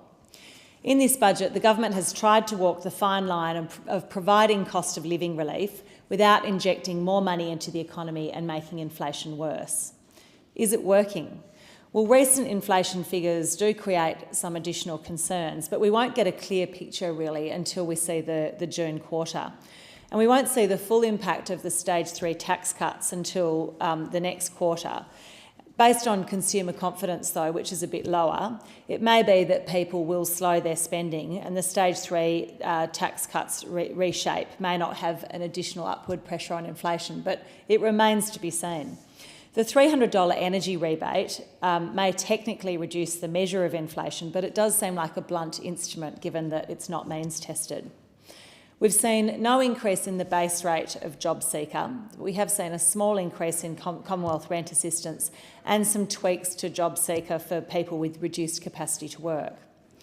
This budget includes the previously announced changes to the stage 3 tax cuts, which came into effect this week, HECS indexation and paid placements for students, and a freeze on medicine co-payments for everyone with a Medicare card. Now, for many in my electorate, these measures will be welcome. Time will tell what impact this will have on inflation, and the government will no doubt bear responsibility for whatever happens to interest rates, despite the independence of the RBA and the other factors at play. The biggest cost of living issue raised with me in my electorate and reiterated by a recent survey in my electorate is housing. Now, the budget contains new housing investment of $6.2 billion and a further $1 billion to help states and territories with infrastructure, as well as a 10% increase in Commonwealth rent assistance and additional concessional loans for community housing providers and other charities to support the delivery of new homes. Now, I often hear that people can't find a builder. This budget promises 20,000 additional fee-free TAFE places for construction-related courses and $1.8 million to streamline skills assessments for about 1,900 migrants from comparable countries who want to work in Australia's housing construction industry. Will this be enough on housing? Probably not, but I hope it helps. The reality is that it's taken us 20 years to get into our current crisis situation on housing, and it's unlikely to be fixed in one budget. Housing will be a significant election issue, and it would be good to see longer-term policy approaches from both sides that are bolder than setting aspirational targets and throwing more fuel on the fire by adding superannuation to the spending pool. We need a clear vision on how affordable housing should actually be, and then our policies can be pulling in the same direction to get there. Taking a long-term view, I see 1 plus and 2 minuses in the budget. The Future Made in Australia package can be a kickstart to encourage investment in a modernised net zero economy. Now, what I like about this is it addresses climate in a proactive way, recognising that the world is changing and we want to be part of that changed world. Too often, the conversation about climate is about what we have to lose, how much it will cost to adapt and how terrible everything is. Now, while we need this as context to actually drive the change, this budget shows that the conversation has matured. We're looking at the incredible opportunities available for Australia, and in particular Western Australia, if we can actually get this transition right. Now, we currently rank between Namibia and Uganda on economic complexity, with our largely dig and ship economy. We need to invest in adding value to our resources, which makes us more resilient while building on the comparative advantages we have. Now, this Future Made in Australia package sounds promising, and it's a response to my call and others for an Australian answer to the US Inflation Reduction Act. Its success will depend on how it's implemented, how investment decisions are made, how quickly, and whether it supports the right industries that can ultimately stand on their own feet. Funding production tax incentives for critical minerals is good for Western Australia as we try to encourage investment to add value and green energy to our abundance of mineral deposits. Now, I've advocated for this approach. This way, we are only spending taxpayer funds if something is actually produced in strategically targeted areas where a leg up is needed in the transition phase. We've heard about some investments already, and to be frank, it's very hard to assess whether these are good investments based on the minimal information provided. Going forward, I'll be advocating for transparency on how investment decisions are made under the Future Made in Australia package, both those already made and those still to come, so that taxpayer money is being used to set us up for future success, not to fund pet projects. One of the things missing in this budget is significant tax reform. We have the Stage 3 tax cuts, which are much needed cost of living relief, but they're not real tax reform. We need to ensure that we're not spending money we don't have in the budget. This year's surplus masks an underlying structural deficit and is expected to be followed by 2 deficit budgets. Gross debt will peak at 33.9% of GDP by the middle of next year. Now, this is a real concern and raises the issue of intergenerational equity. Over the long term, we want to be able to afford services like childcare, aged care and the NDIS, but we still rely too heavily on taxing effort via income with our ageing population. Income tax makes up half of all of our tax, which is one of the highest proportions in the world.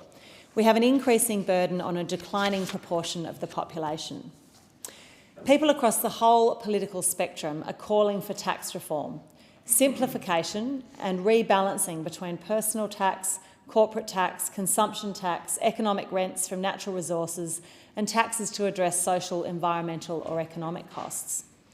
We need to think about the balance between old and young Australians and make good on the intergenerational bargain to support people at the vulnerable beginning and end of life in exchange for the promise that things will keep getting better. I recognise that significant reform is politically hard. The political focus on winning elections and short-term handouts win more votes than long-term structural changes. One of our key long-term problems is that we're no longer a high-growth or high-productivity country. Economic growth enables us to provide the services the community expects and demands. Forecast growth is softening considerably, both globally and in Australia, where the growth forecasts have now been downgraded.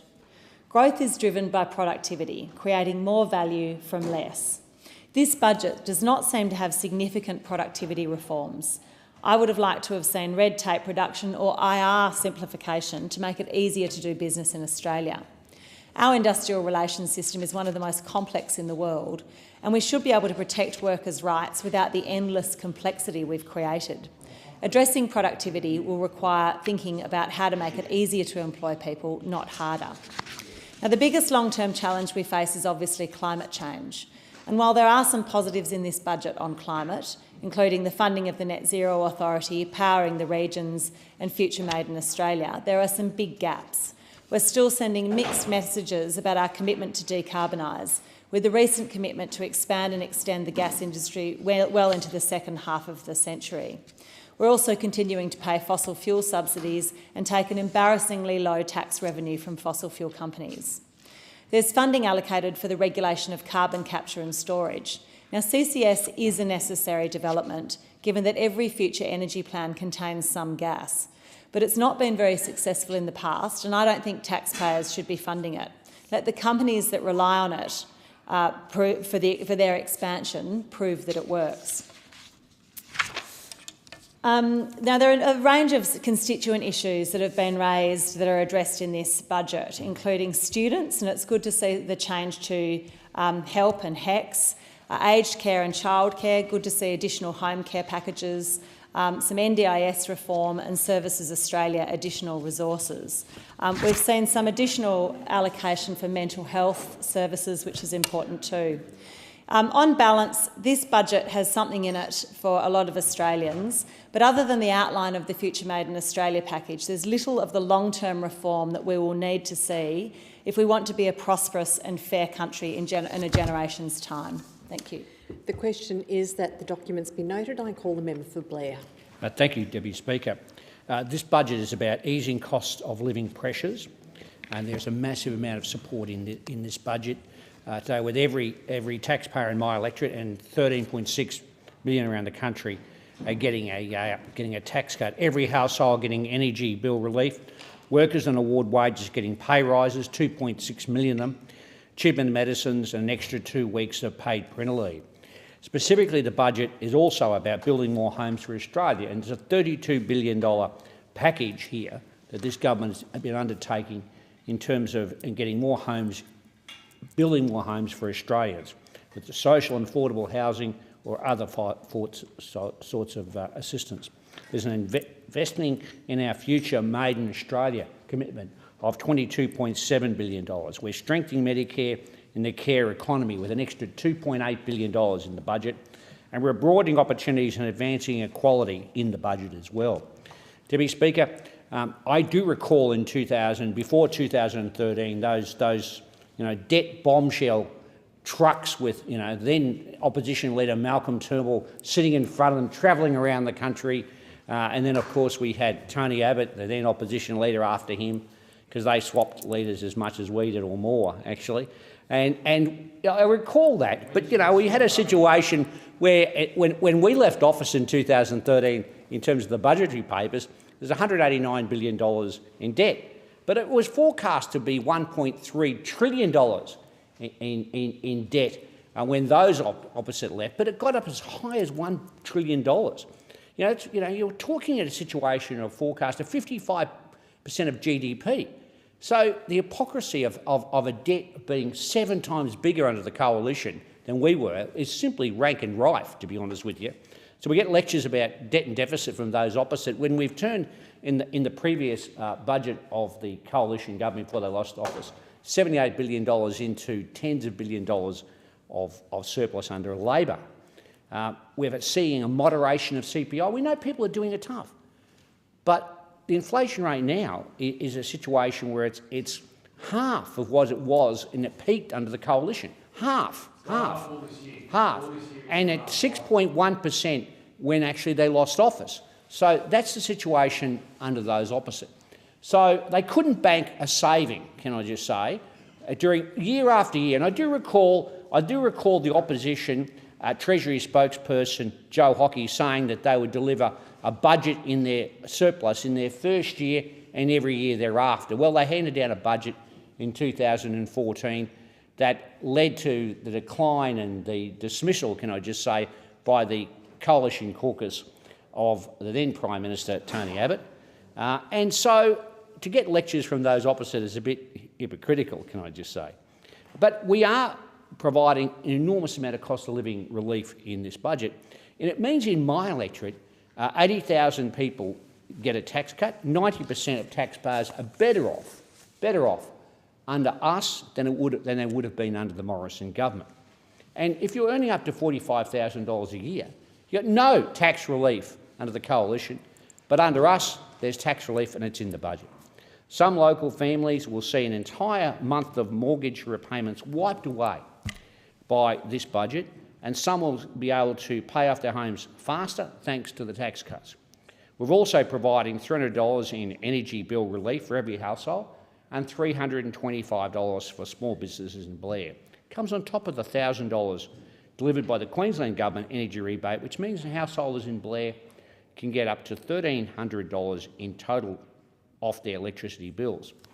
And I mentioned before the 2.6 million Australians, they're getting a minimum wage rise. This is the third consecutive pay rise for those low-paid workers. And many of them were heroes in our pandemic. Aged care workers, retail workers, people that did it tough, many of them got abused. Many of them had really difficult shift work and other times, but those opposite couldn't see themselves at all fit to actually support a pay rise at any stage during 9 years of long coalition rule. So a combination, for example, of Labor's tax cuts and wage rises mean many workers in my electorate will be about $50 a week better off. So they'll earn more and keep more of what they earn the entire year. So that's really important. From the 1st of July, we've frozen the cost of PBS medicines for everyone. And that is an enormous difference for people. I recall those opposite saying pharmacies were going to rail at all when we spread out the scripts from 30 days to 60 days. That all of a sudden there were pharmacists that were going to collapse. Well, I dealt with the over 30 pharmacies in my life. I haven't seen one pharmacy close, not one. And none of the pharmacists told me they had to put off staff. So what we're doing is providing additional support to strengthen Medicare and provide additional support for cheaper medicines as well.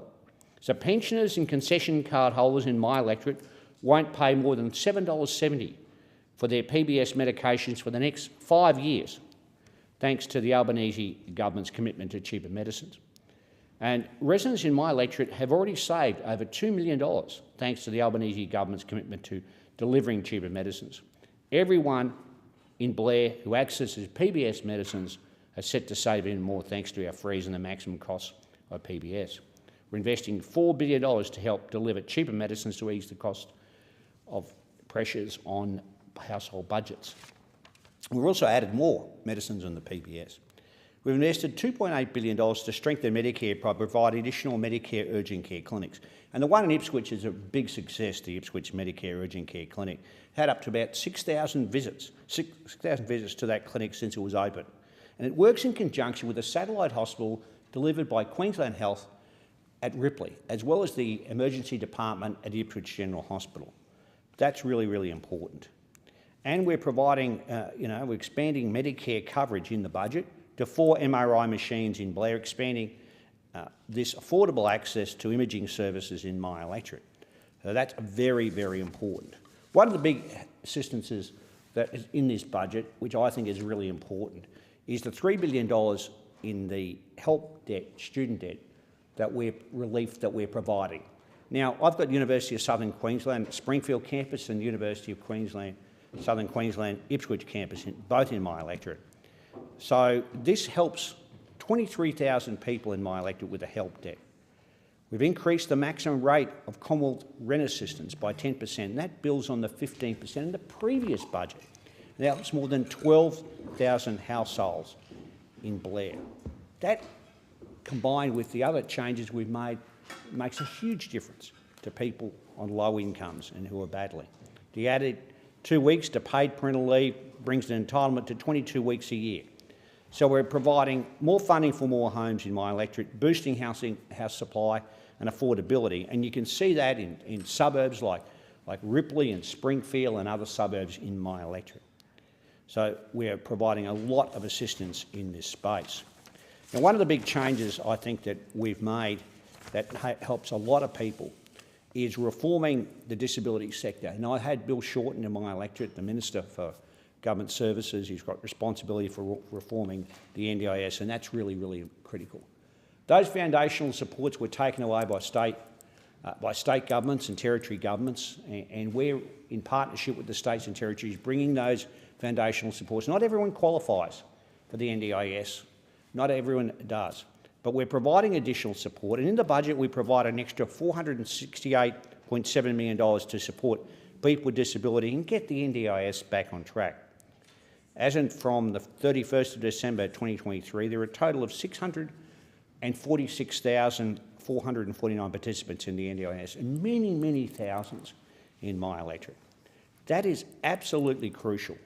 And I know that my electorate has a lot of people living with disability because historically it's been an area where we had, for example, the Chalmers Centre based on the campus of that University of Southern Queensland. And people living in institutions were then brought into the community. And that was a good thing, a humane and decent thing to do. We've also got a large number of people living with disabilities who have accessed the NDIS, and it's a great reform. So I commend Member for Maribyrnong, the Minister for Government Service Delivery, for the work he's doing in reforming the NDIS. It's a big, critical part of the budget, and I know the growth in it had to be tempered. And I know that the reform of the process, there are too many fraudsters and crooks associated with the NDIS. We want people to get the care they deserve and need, and the financial support that is provided in the NDIS is critical for that space. But we need to make sure this particular system is viable and will continue, and that's why the budget is so important for my electorate, and particularly for people living with disability as well. The question is that the documents be noted, and I call the member for Cook. Thank you, Madam Deputy Speaker. I'd like to talk about healthcare funding in this budget, and particularly around MRI machines. Now, Sutherland Hospital, my local hospital, has campaigned for years for an MRI machine. Now, this MRI machine finally arrived in 2023, but it could not be used for outpatients. And I learnt about this during the recent Cook by-election. I had a resident come up to me and tell me she was forced to choose between a 6-month wait time at Cogra Hospital and being out of pocket $700 to $800 to go private. In the middle of a cost of living crisis, we're forcing people to choose between 6 months to get an MRI or pay $800. Now, I picked up this issue and I campaigned hard for this issue as part of the Cook by-election. The local paper, The Leader and Murray Trembath covered this. We started a petition which hundreds of people have signed. And I've personally raised this with Health Minister Butler and his office. And I have to give credit where credit is due. Minister Butler has listened. Labor has announced $70 million for MRI machine funding. And I'm told Sutherland Shire will now get an MRI machine licence for outpatients in 2027. Now, while this is welcome news, while I commend Minister Butler for listening to me during my campaign in the Cook by-election, listening to the residents of Cook, but 2027 is still too late. I'm told Sutherland Shire Hospital is the only public hospital in metropolitan Australia that does not have an MRI machine funded for outpatients. Now, thank you for listening, Mr Butler, but we now need to bring this forward. The residents of Cook cannot wait another 3 years to be forced to choose between 6-month wait times and $700 to $800 for an MRI. So I'm asking Minister Butler, in addition to what you have already done, fantastic, thank you very much for funding this important initiative, but can we now please bring this forward for Sutherland Hospital and get the residents of Cook and the surrounding areas access to MRIs sooner and more cheaply? Now, another issue facing my community that was not addressed in this budget was funding for the compliance of e-bikes. The unsafe and inappropriate e-bike use is a major concern in my electorate and my community. This was one of the most raised issues in the recent Cook by-election, and it's something I've listened. I've listened to the community and I've acted. Hundreds of residents have been in touch with me. They've signed up on the petition. I had over 50 local residents attend a local community forum last week. We had Peter Burke address these local constituents on current regulations. We had Sutherland Shire Council, the Mayor, council officials, the Chamber of Commerce, and it was a very positive discussion indeed. And yes, it was raised. We could have better import regulations from the federal government, and I'll be writing to Minister King about this. Yes, we can have more regulations at a state level and a local level, but my main takeaway is 90% of the concerns of my local residents can be addressed today by enforcing local regulations. And I'm pleased to announce, coming out of that forum, we already have progress. Council officials have committed to putting up more signs. They've also committed to putting more bike racks at the start and end of the mall so people can park their e-bikes. But we need more. We need police patrolling the area. We need police stopping kids riding illegal modified e-bikes, and we need strict adherence to import rules. I'm briefing Mark Speakman, the opposition leader in the state, on this, who has called for an upper house inquiry, which I will also be making a submission to as the member for Cook. I'm briefing the New South Wales, the local new police commander on this issue. But there's also a need for federal government action. In 2021, the federal government changed the definition of an e-bike and removed the requirement for an import permit. I'll be raising with Minister King the need to re-look at these permits to make sure the bikes we get in this country are safe and they keep residents safe in my community. Only a few months ago, a 3-year-old boy had his leg clean broken in half. So it's about time we funded this important issue in the budget and we listened to the residents of the Sutherland Shire and Cook. Now, more broadly, it's time to look at this budget and see what it tells us about the Anthony Albanese government. In this budget, we see what Anthony Albanese believes will solve the cost of living crisis. What does Anthony Albanese believe will solve this cost of living crisis? More government. Across the last 3 budgets, Labor has committed an additional of $315 billion in inflationary spending, and this accounts for almost $30,000 per household in Australia. This government clearly thinks the answer to this cost of living crisis is more government. What is their answer to higher energy costs? A $300 subsidy. What is their answer to higher childcare costs? More subsidies. What is their answer to low first home ownership? Asking the government to take equity in people's homes. In the Liberal Party, we are a little bit different. We believe in different answers. Now, while Labor believes the answer to higher energy costs, yes, is a $300 subsidy, the Liberals believe the answer is actually lower energy prices. Now, Labor believes the answer to higher childcare is higher childcare subsidies. In the Liberal Party, we believe the answer is actually lower childcare prices. Now, in the Labor Party, they believe the answer to low first home ownership is the government buying equity in your house. In the Liberal Party, we believe it is lower home prices. Now, how do we get these lower energy prices? Well, we need more supply of clean, cheap and reliable energy, not closing plants, and certainly not writing off an entire technology without first investigating it. We should be looking at supply from all sources, including nuclear. How do we get lower childcare prices? Well, more childcare centres. Let's look at the regulations. Let's look at what's needed to get more childcare centres. And how do we get more first home buyers? Well, we need more houses, a greater supply of housing. Now, instead, Labor believes in giving out subsidy after subsidy. Well, what is the Labor government going to do when the money runs out? Because the truth is, many of these subsidies only last for a year. After the sugar hit of $300, $75 a quarter in new energy prices runs out, what are Australians to do with these rising energy prices? Now, this isn't a one-off subsidy. Yes, it'll lower prices, but unfortunately, what it will do is try and trick the Australian public to think inflation is moderating. Well, it's not. We've seen inflation go up consistently this year. We are now at 4.4% core inflation, while the US, the UK, the Euro region, Sweden, Canada are all seeing moderate inflation. It's lower than what it is in Australia, and it's going down. In Australia, it's going up, and I'd like the Albanese government to explain, why is Australia different? What makes Australia so special, where inflation here is going up, but everywhere else in the world it's going down? Well, I can tell you what it is.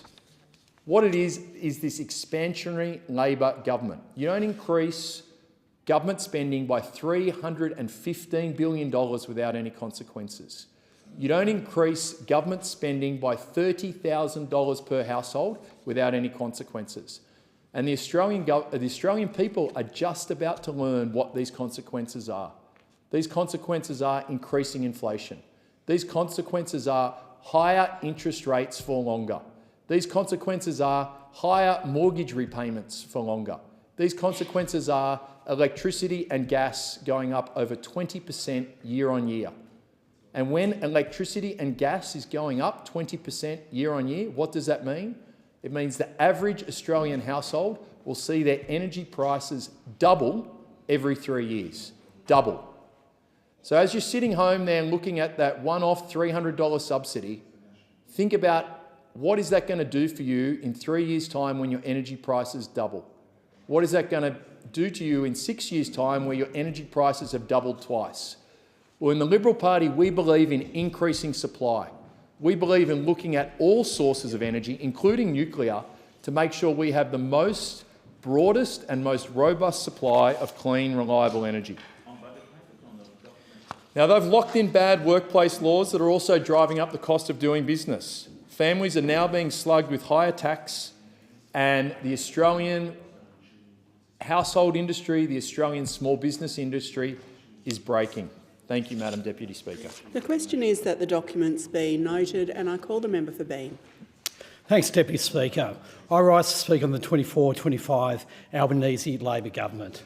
The member for Kennedy can be forgiven because, to be fair, he wasn't here to get one of the notorious Back in Black mugs, and he wasn't here for the 22 failed policies on energy of the previous Morrison, Turnbull and Abbott governments. But, Deputy Speaker, at a time where governments are doing everything they can to fight inflation, we are also walking a fine line to deliver real cost of living relief that doesn't add to the very inflation we are trying to tame. In the face of these challenges, the Albanese government is rising to the task, delivering consecutive surpluses and paying down debt while also giving every Australian a tax cut. It is a budget that is unapologetically about both fairness and responsibility.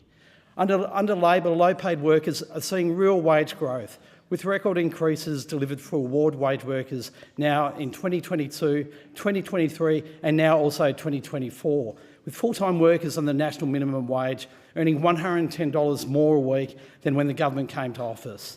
This is important for care workers, retail and hospitality workers, not just across Bean, but across Australia.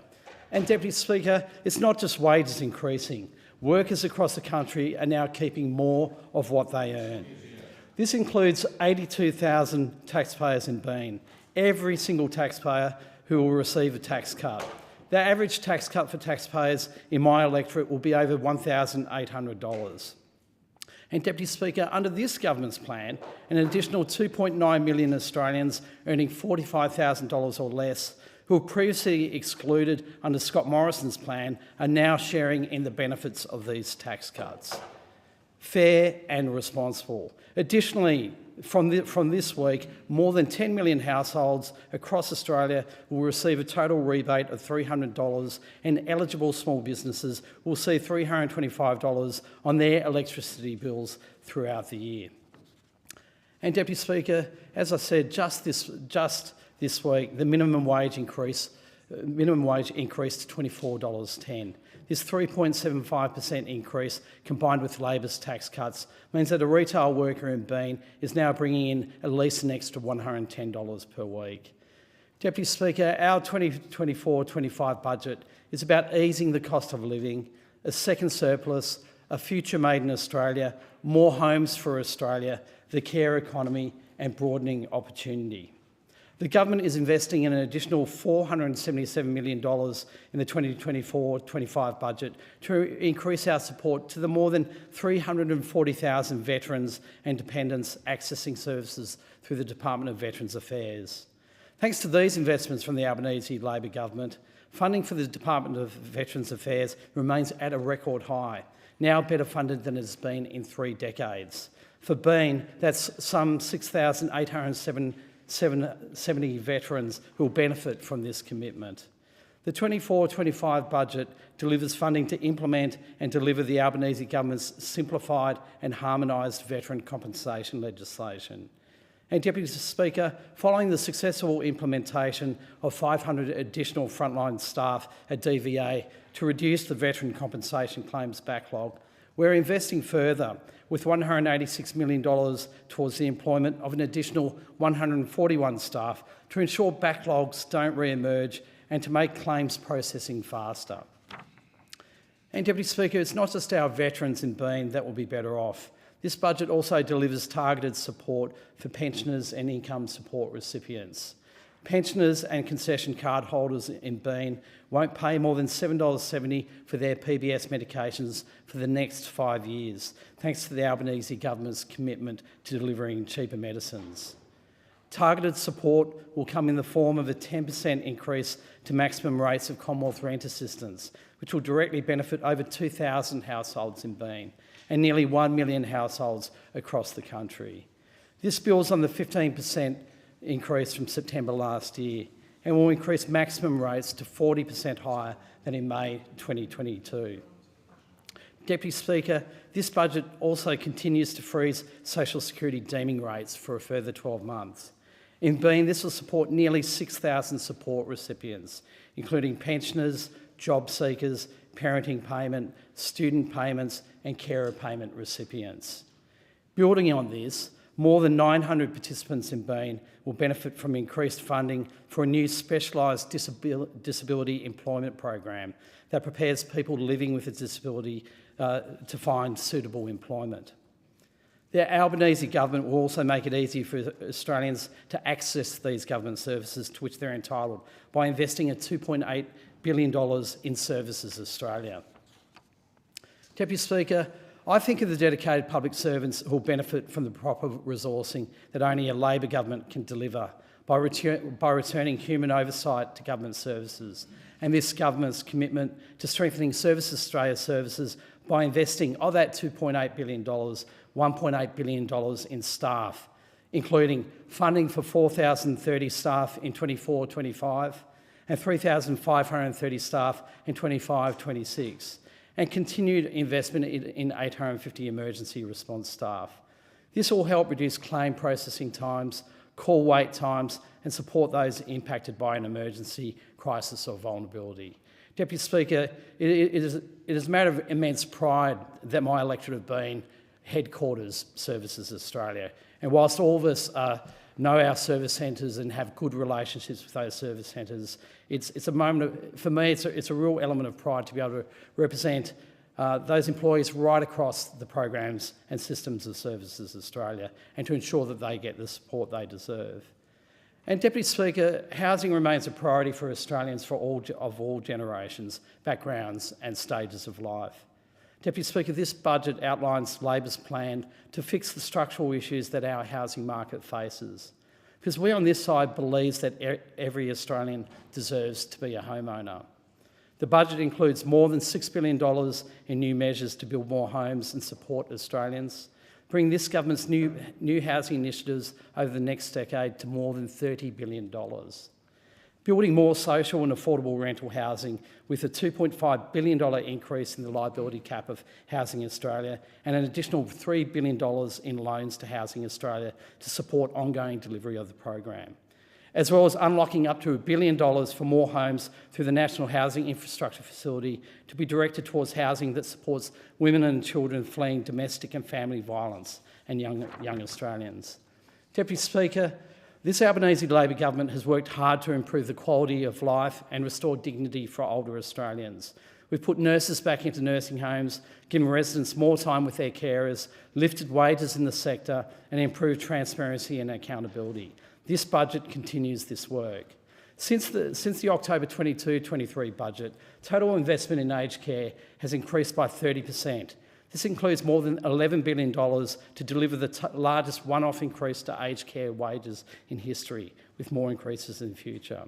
This budget also has laid out the government's plan for manufacturing in Australia.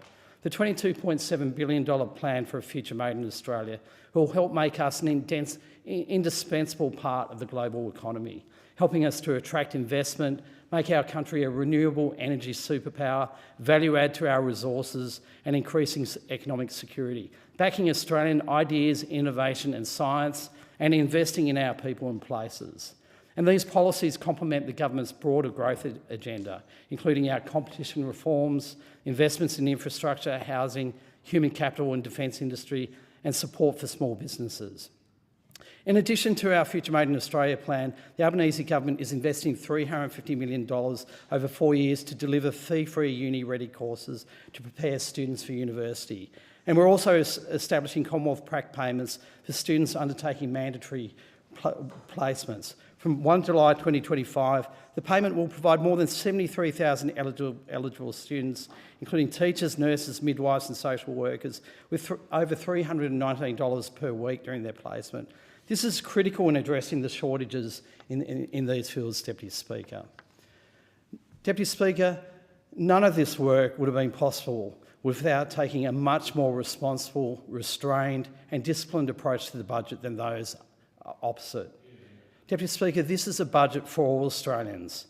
I commend my good friend, the Treasurer, for his work in balancing the books while responsibly delivering real support for Australian households and not needing a series of mugs to justify it. The question is that the documents be noted, and I call the member for Fowler. Thank you, Deputy Speaker. We just heard the member for Cook sharing the story that the Sutherland Hospital doesn't have an MRI in his electorate. Well, not only Sutherland Shire Hospital doesn't have an MRI, neither does Fairfield Hospital in my electorate of Fowler. We don't have an MRI machine either. Not only that, we've got a hand clinic there that is services people from across the region, and yet it's operating out of Demountable. So there's so much in terms of the area, our area, the health needs of our area that needs real investment from federal and state government. Well, it's been almost 2 months since the 2024-25 budget was released. A Future Made in Australia plan was the centrepiece, except I saw less of a future for my constituents in Fowler and Western Sydney.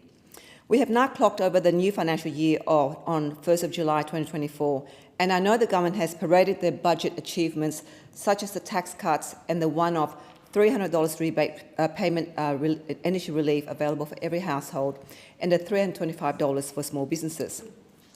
This may sound like a good deal for Australians and small businesses, but is it really, especially for my constituents in Fowler? I asked the Prime Minister in the chamber this week whether he could guarantee that struggling families in Western Sydney won't go backwards with their cost of living from July the 1st, following these grand announcements from the budget. In a roundabout way, there was no guarantee from the Prime Minister and the government. I get that the tax cuts would provide some relief to my constituents. However, a one-off $300 payment provides minimal support in the face of 4% CPI and the ongoing cost of living crisis. Household expenditures remain volatile in prices amidst inflation. The cost of food, energy and household needs have jumped, and honestly, the people of Fowler would feel the pressure the most. Our median personal weekly income is $521, and the family weekly income is $1,529. The median weekly rent is about $370. For an individual within Fowler, they would be left with about $151. They would need to pay for the groceries, food, cost of commuting to work, and needs of their children. I think I don't need to do the math to know that they're spreading their money thin to survive in this economy. And not to mention the high petrol prices, and I have continuously called on the government to do something about this issue, to provide some kind of short-term relief for families who use cars to drive long distances to work. So when I held a Bring Your Bill Day early this year, where over 100 constituents came to our events struggling to pay their bills. Most shared that they were unable to keep up with the cost of living crisis. I had constituents bring their children to the event, asking if they were offering free meal services or relief. This is heartbreaking. As a parent, your duty is to be able to give your children the basic needs for their upbringing, food. Yet, this is becoming a challenge, especially in Western Sydney. Even after the Bring Your Bill Day event, we had an influx of constituents contacting our office for further assistance and facilitation of cost of living relief. Due to the demand, I have decided to hold a second Bring Your Bill Day in August 2024 to assist my struggling constituents. Deputy Speaker, I'm doing what I can to assist my constituents on the ground. I ask that the government do more to assist with the cost of living crisis and offer relief that targets Australians who are doing it tough. My qualms with this budget do not stop here. Small businesses almost get no slice of the pie within the budget. Eligible small businesses can expect a one-off $325 rebate on their energy bill. Now, I know that there are small businesses in my electorate whose energy bill has gone from $4,000 to triple, to about almost $12,000. So this $325, while it's a great thing, I don't know how big of a dent that will make on such a large bill for small businesses. I acknowledge that the $20,000 instant write-off for small businesses has been extended for another 12 months. However, the cost of equipment and inventory exceeds this, and the instant write-off may not give the relief required. Instead, we should invest more in small businesses. The Future Made in Australia plan revealed a $1 billion initiative to create a manufacturing base for solar products. Deputy Speaker, my electorate is replete with manufacturers and is the largest employer in my electorate. Why are we not investing in smaller manufacturing companies that has the potential to grow and develop in a globally competitive market? This will also create more jobs for Australians and those within my electorate. This is such a missed opportunity. And as I mentioned before, our health system really I think it's broken and something has to be done about it. Our hospitals have been overwhelmed in trying to keep up with patients. As a measure, I understand that an additional $227 million over 3 years from 2023 to 2024 to boost the capacity of Medicare urgent care clinics, including 29 new clinics across Australia. But at what cost? And what impact that this have on local GPs, especially in southwest Sydney, where there's a critical shortages of GPs? Why is Fowler left behind when it comes to healthcare? Following the release of the budget, I've had aged care providers and nurses reach out to me to share their disappointment with the budget. We all know that the aged care system is due for a reform and no longer fit for purpose. We are expecting an aged care bill to address the Royal Commission's findings. I held an aged care forum to get to the bottom of what was not working. Aged care professionals have shared that the aged care industry has become less attractive to work in and they struggle to retain skilled professionals. Particularly within Fowler, there was a high demand for aged care professionals who can support older, culturally and linguistically diverse people. This was a big gap in providing the experience of an ageing population in the aged care services sector. The budget has put forward $65.6 million over 4 years, from 2024 to 2025, to attract and retain aged care workers, collect more reliable data, and improve outcomes for people receiving aged care services. This is a big figure. How exactly is the fund being utilised to attract and retain talent, though? This is elusive to me and the aged care professionals. Whilst I can go on about whether the government has fallen short in the budget for my constituents, my intention is to simply bring to the government's attention that we can do more to aid Australians, and the disappointing budget measures are a testament to this. Thank you, Deputy Speaker. The question is that the documents be noted, and I call the member for Werriwa. Thank you, Deputy Speaker.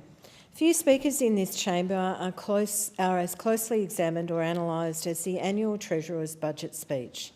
Reams of column space and hours of broadcast and airtime are devoted to dissecting every aspect of it. The reason for the intense interest in the budget is obvious. Budgets matter. They matter a lot. They matter for the country and the way it is travelling and moving forward, and they matter for the individual. Both aspects are equally important. With regards to the country, the budget is a technical statement on our economy, a barometer, if you like, about how we are travelling and our estimated revenues and expenditures. For the individual, on the other hand, the budget is a clear demonstration in financial and other ways of understanding where the government's priorities lie. So if budgets matter, what does the most recent budget say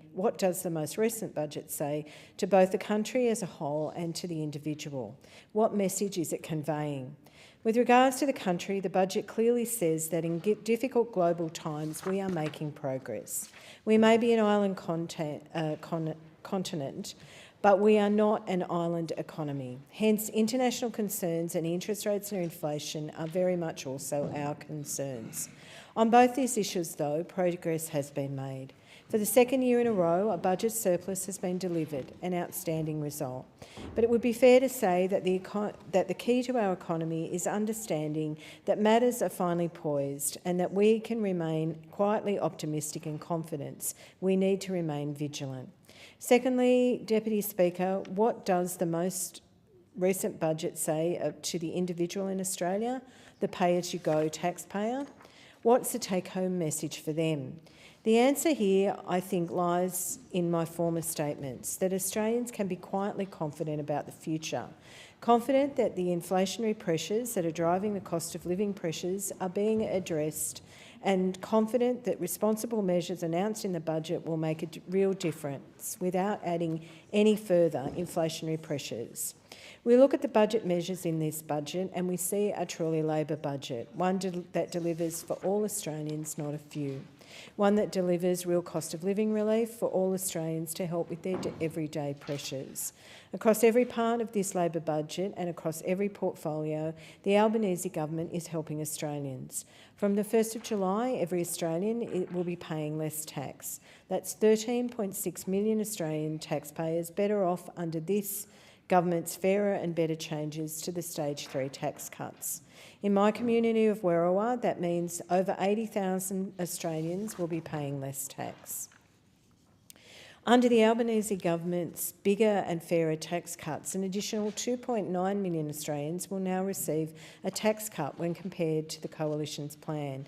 More low and middle income Australians will benefit. That's real money in the pockets of hard-working Australians, with a big difference to those in my community.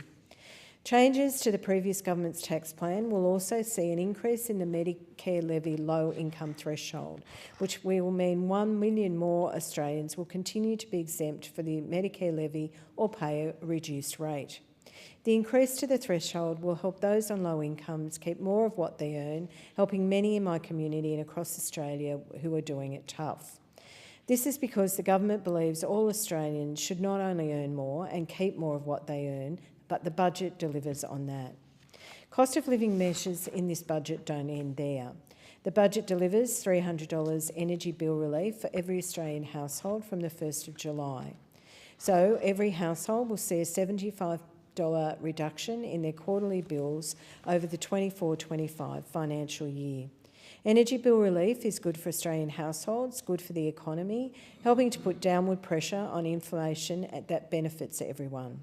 Small business also benefit with a $325 energy rebate for eligible small businesses. The budget helps 1 million Australian households with the cost of rent by increasing the maximum rate of Commonwealth assistance by a further 10%, building on the 15% increase in September 23. And that builds on the amount since coming to office in 2022. In my community, over 9,000 households have benefited from these increases. The budget also continues to freeze social security deeming rates for a further 12 months, supporting over 6,000 income support recipients in Werriwa. those people who are pensioners, job seekers, those on parenting payments, student payments and carers payments. In addition to these measures, the Albanese government is freezing the cost of the maximum PBS co-payment for scripts to no more than $31.60 until 2026. For those Australians on pensioners or concession cards, the maximum PBS co-payment is frozen at $7.70 for 5 years, ensuring that Australians don't have to choose between filling a script and putting food on the table. This budget not only addresses the short to medium term issues facing Australians, but invests in supporting Australians long term. In Werriwa and broadly across Western Sydney, our communities have endured consistent underfunding in our infrastructure, the effects of which are now being acutely felt. Our communities have rapidly grown, yet the infrastructure investment required to support the growth has fallen short. This has markedly changed since 2022 with our election to government and with the election of the Minns government in 2023. And whilst it will take some time to make up for the lost investment, the government is committed to seeing Western Sydney succeed. The budget delivers much needed infrastructure funding to Western Sydney and in my community of Werriwa. $1.9 billion will go towards 14 new projects and 2 existing projects, including the Mamre Road Stage 2 upgrade, Elizabeth Drive Priority Section upgrade, Western Sydney Rapid Bus Infrastructure upgrade, Cambridge Avenue, Western Sydney Freight Line Stage 1, Western Sydney Roads Future Planning and the South West Rail Planning. Many familiar with these roads will know that how traffic prone they are and how vital the investment needs to be. The Albanese government is also locking in progressive increases to local roads by funding the Roads to Recovery program and the Black Spot program. Liverpool City Council will receive $12.59 million under Roads to Recovery, a boost of $5.4 million under our government. In total, the 5-year investment to Roads for Recovery for councils in Werriwa will increase to more than $45 million. And I know that these investments will make a huge difference to my community. It will mean that they will get home sooner, spend less time in traffic and spend more time with their families. This budget also delivers more funding for mental health services with $361 million investment to expand mental health service access for Australians. It builds on the previous investment announced in the October 22 budget and the May 23 budget. And a good example of this is the Headspace in Edmondson Park. This was a commitment I took to the 2022 election, and I'm delighted to say it is now being delivered on. Recently, I visited the site at Edmondson Park alongside the Assistant Minister for Mental Health, Emma McBride. Once the building work is complete, my community will benefit from better access to mental health, and I look forward to it being open in August this year. These are not press release announcements. These are investment in real people and services and make a tangible difference in all our communities. I commence my remarks today, Speaker, by noting that budgets matter and that few issues discussed in this place draw more public attention or scrutiny in the media. In a world where freedom of the press is often challenged and genuine analysis of government policies is often lacking, the scrutiny is welcome and in fact is needed more now than ever. In this regard, I am firm in the belief that any serious examination of the 2024 Australian federal budget will show that it is finely tailored and cut for the time. It gets the balance right and it provides confidence for markets and investment, both nationally and globally, as well as responding to the real and genuine needs of the Australian public and my community in Werriwa. The 2024 budget is good for the economy, good for working Australians. It delivers where it needs to and hits the mark. I commend it to the House. The question is that the documents be noted, and I call the member for right. I do thank you, Honourable Madam Speaker, and it's a great privilege to be able to speak on the budget papers and machination in this House, which is an extension of the appropriations bills, because it's an opportunity for opposition to share just how difficult people are finding trying to make ends meet under these cost of living pressures that have been inflicted on them by a poor government. I have got people in my electorate, elderly people, dealing with power prices that have near tripled. Elderly people, friends of my mum, making decisions not to turn a heater on in the middle of winter in fear that they have no understanding as to how they can make the power bill payments. So they choose to put another layer of clothing on rather than fix themselves to greater cost.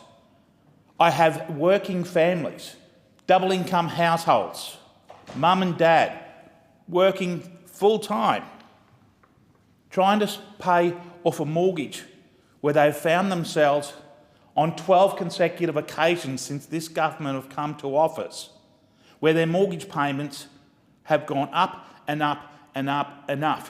There's actually a new economic term these days for those working families, and they're called the new working poor, who are making decisions around what meals they can put on the table each night for their families, because their disposable incomes under this government have become so minuscule that the only way that they can make savings to try and make ends meet is through the different purchasing decisions they make when it comes to feeding their own children. Because they've got to make the car payment, they've got to make the house payment, they've got to make the insurance payments, all of which have gone up under this government. And I'll get to the reason why with the inflationary pressures. Madam Speaker, when those on the other side of the parliament come to this chamber and say that there's $300 worth of relief coming for energy prices, can I say that that is a band-aid on a bullet wound? When your electricity payments have gone up $700 for the year, and their idea of economic relief is $75 each half, that is laughable. But then, from an inflationary perspective, when you use that $75 handout, a previous Prime Minister once said, when someone tells you something's for free, that's just meaning that somebody else is paying for it. So the question we have to ask ourselves around policy of handouts, is it actually helping the economic environment at the moment, or is it kicking the tin down the road where someone's going to have to pay for it in the long term? And when we have, at this very time, when the budget papers, and we have a look at what our big costs are on our balance sheet, the two biggest ones that we have into the forward estimates are, one, the NDIS, and I'll get to some of the out-of-control spending that's happening in that space, which ultimately my pensioners in my electorate, who are choosing to sit in the coal, who are still making tax payments, will end up paying for that. And the other one is interest on debt. So when we borrow money to hand it as handouts, we're only kicking the tin down the road for the problem for our children. Madam Speaker, this government have been appalling managers of our economy, and it's been a train wreck since the day they arrived. Prior to the election, on 200 occasions, they said, on the record, that they'd provided $275 tax relief. Now, they're trying to say now that by giving the $300, that they're honouring that commitment.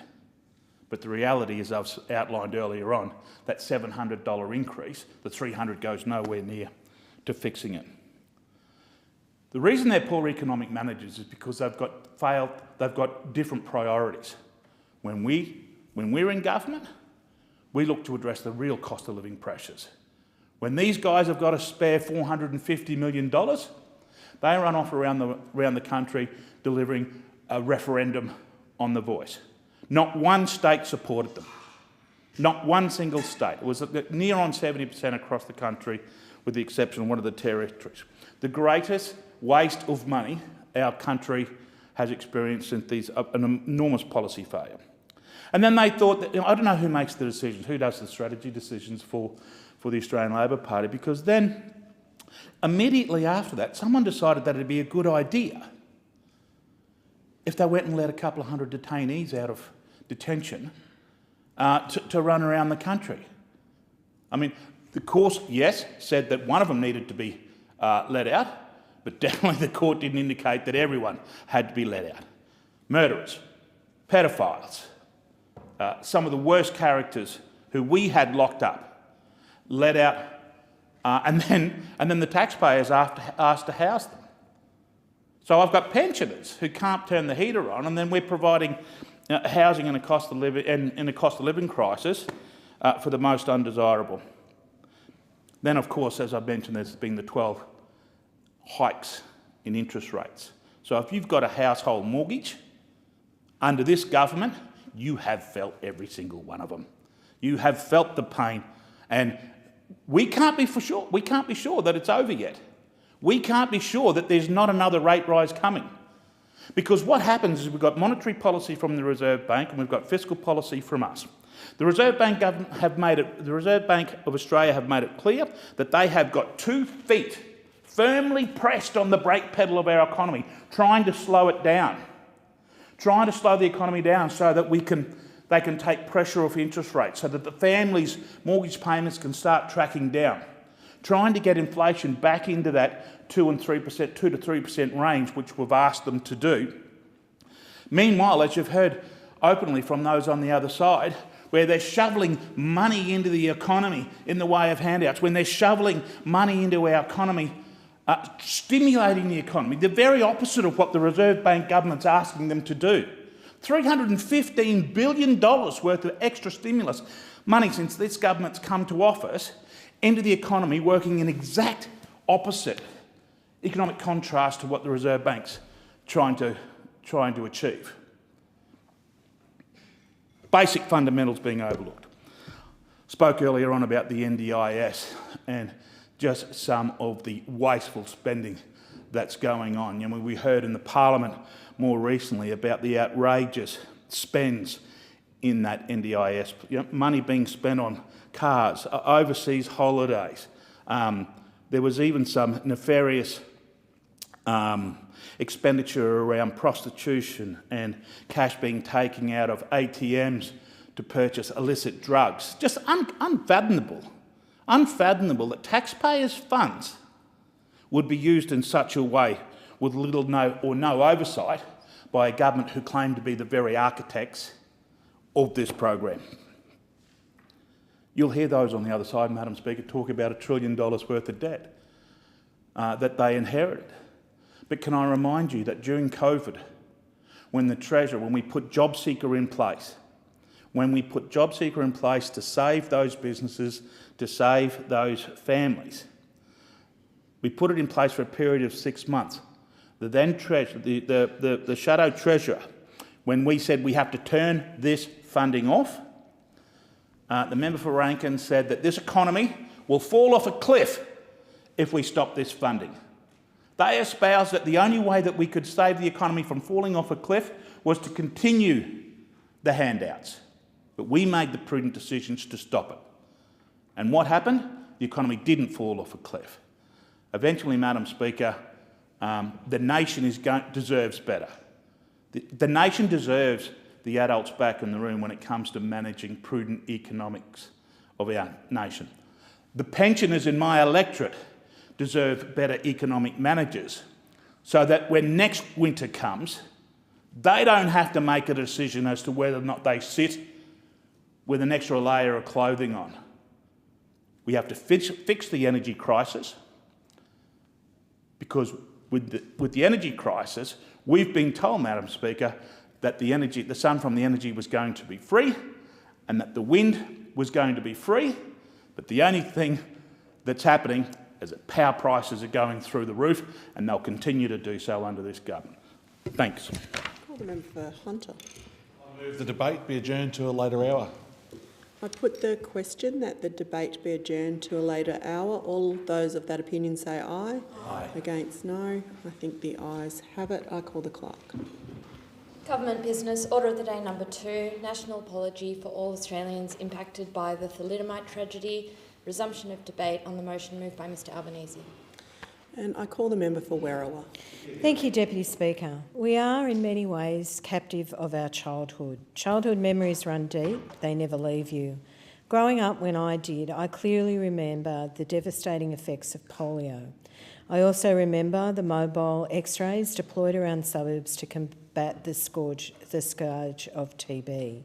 And to add to that, the early warnings we had about asbestos, the pictures at Wittenoon, the photographs of the servicemen and women exposed to incalculable risk at the Maralinga nuclear testing.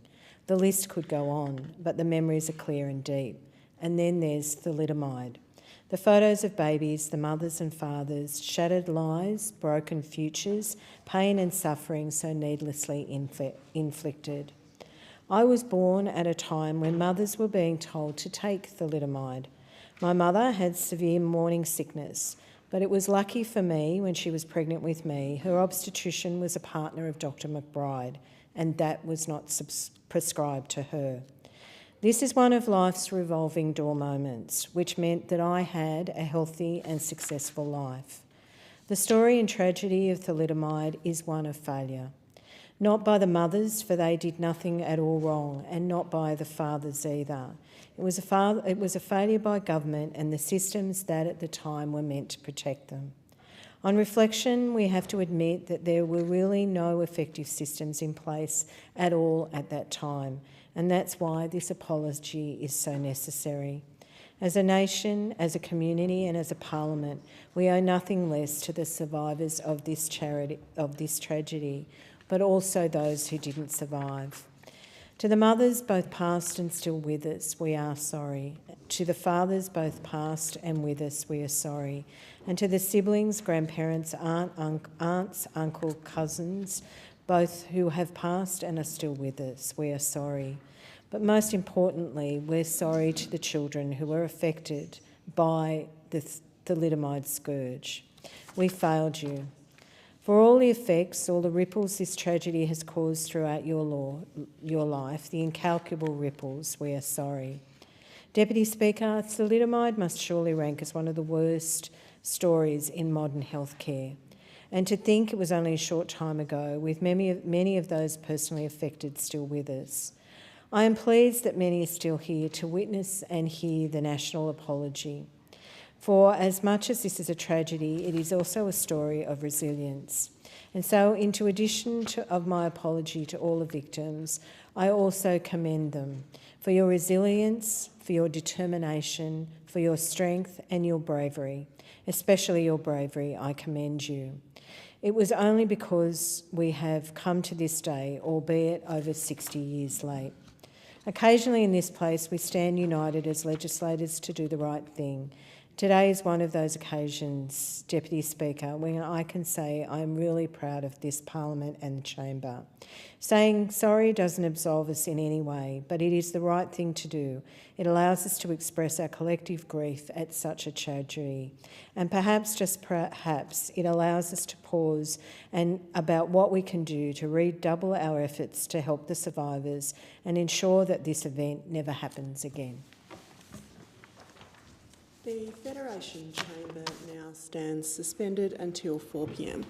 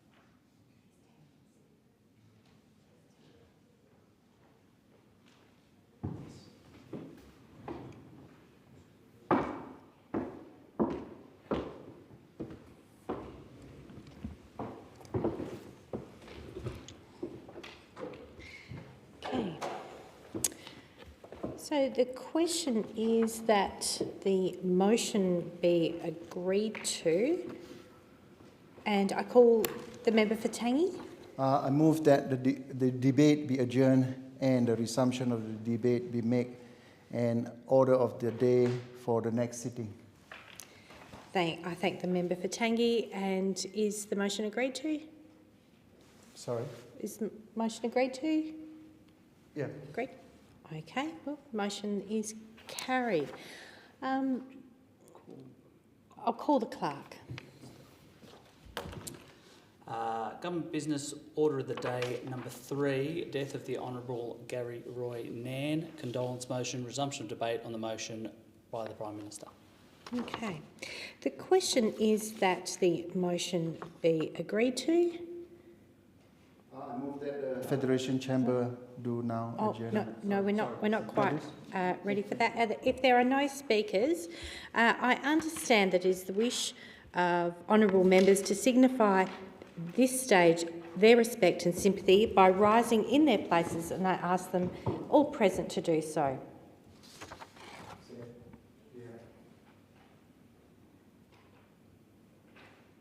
I thank the Federation Chamber.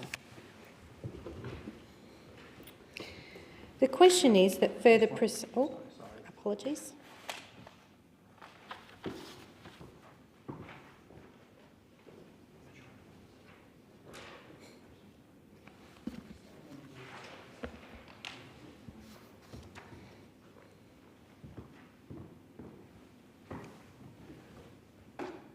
I ask leave of the Federation Chamber to move that further proceeding be conducted in the House.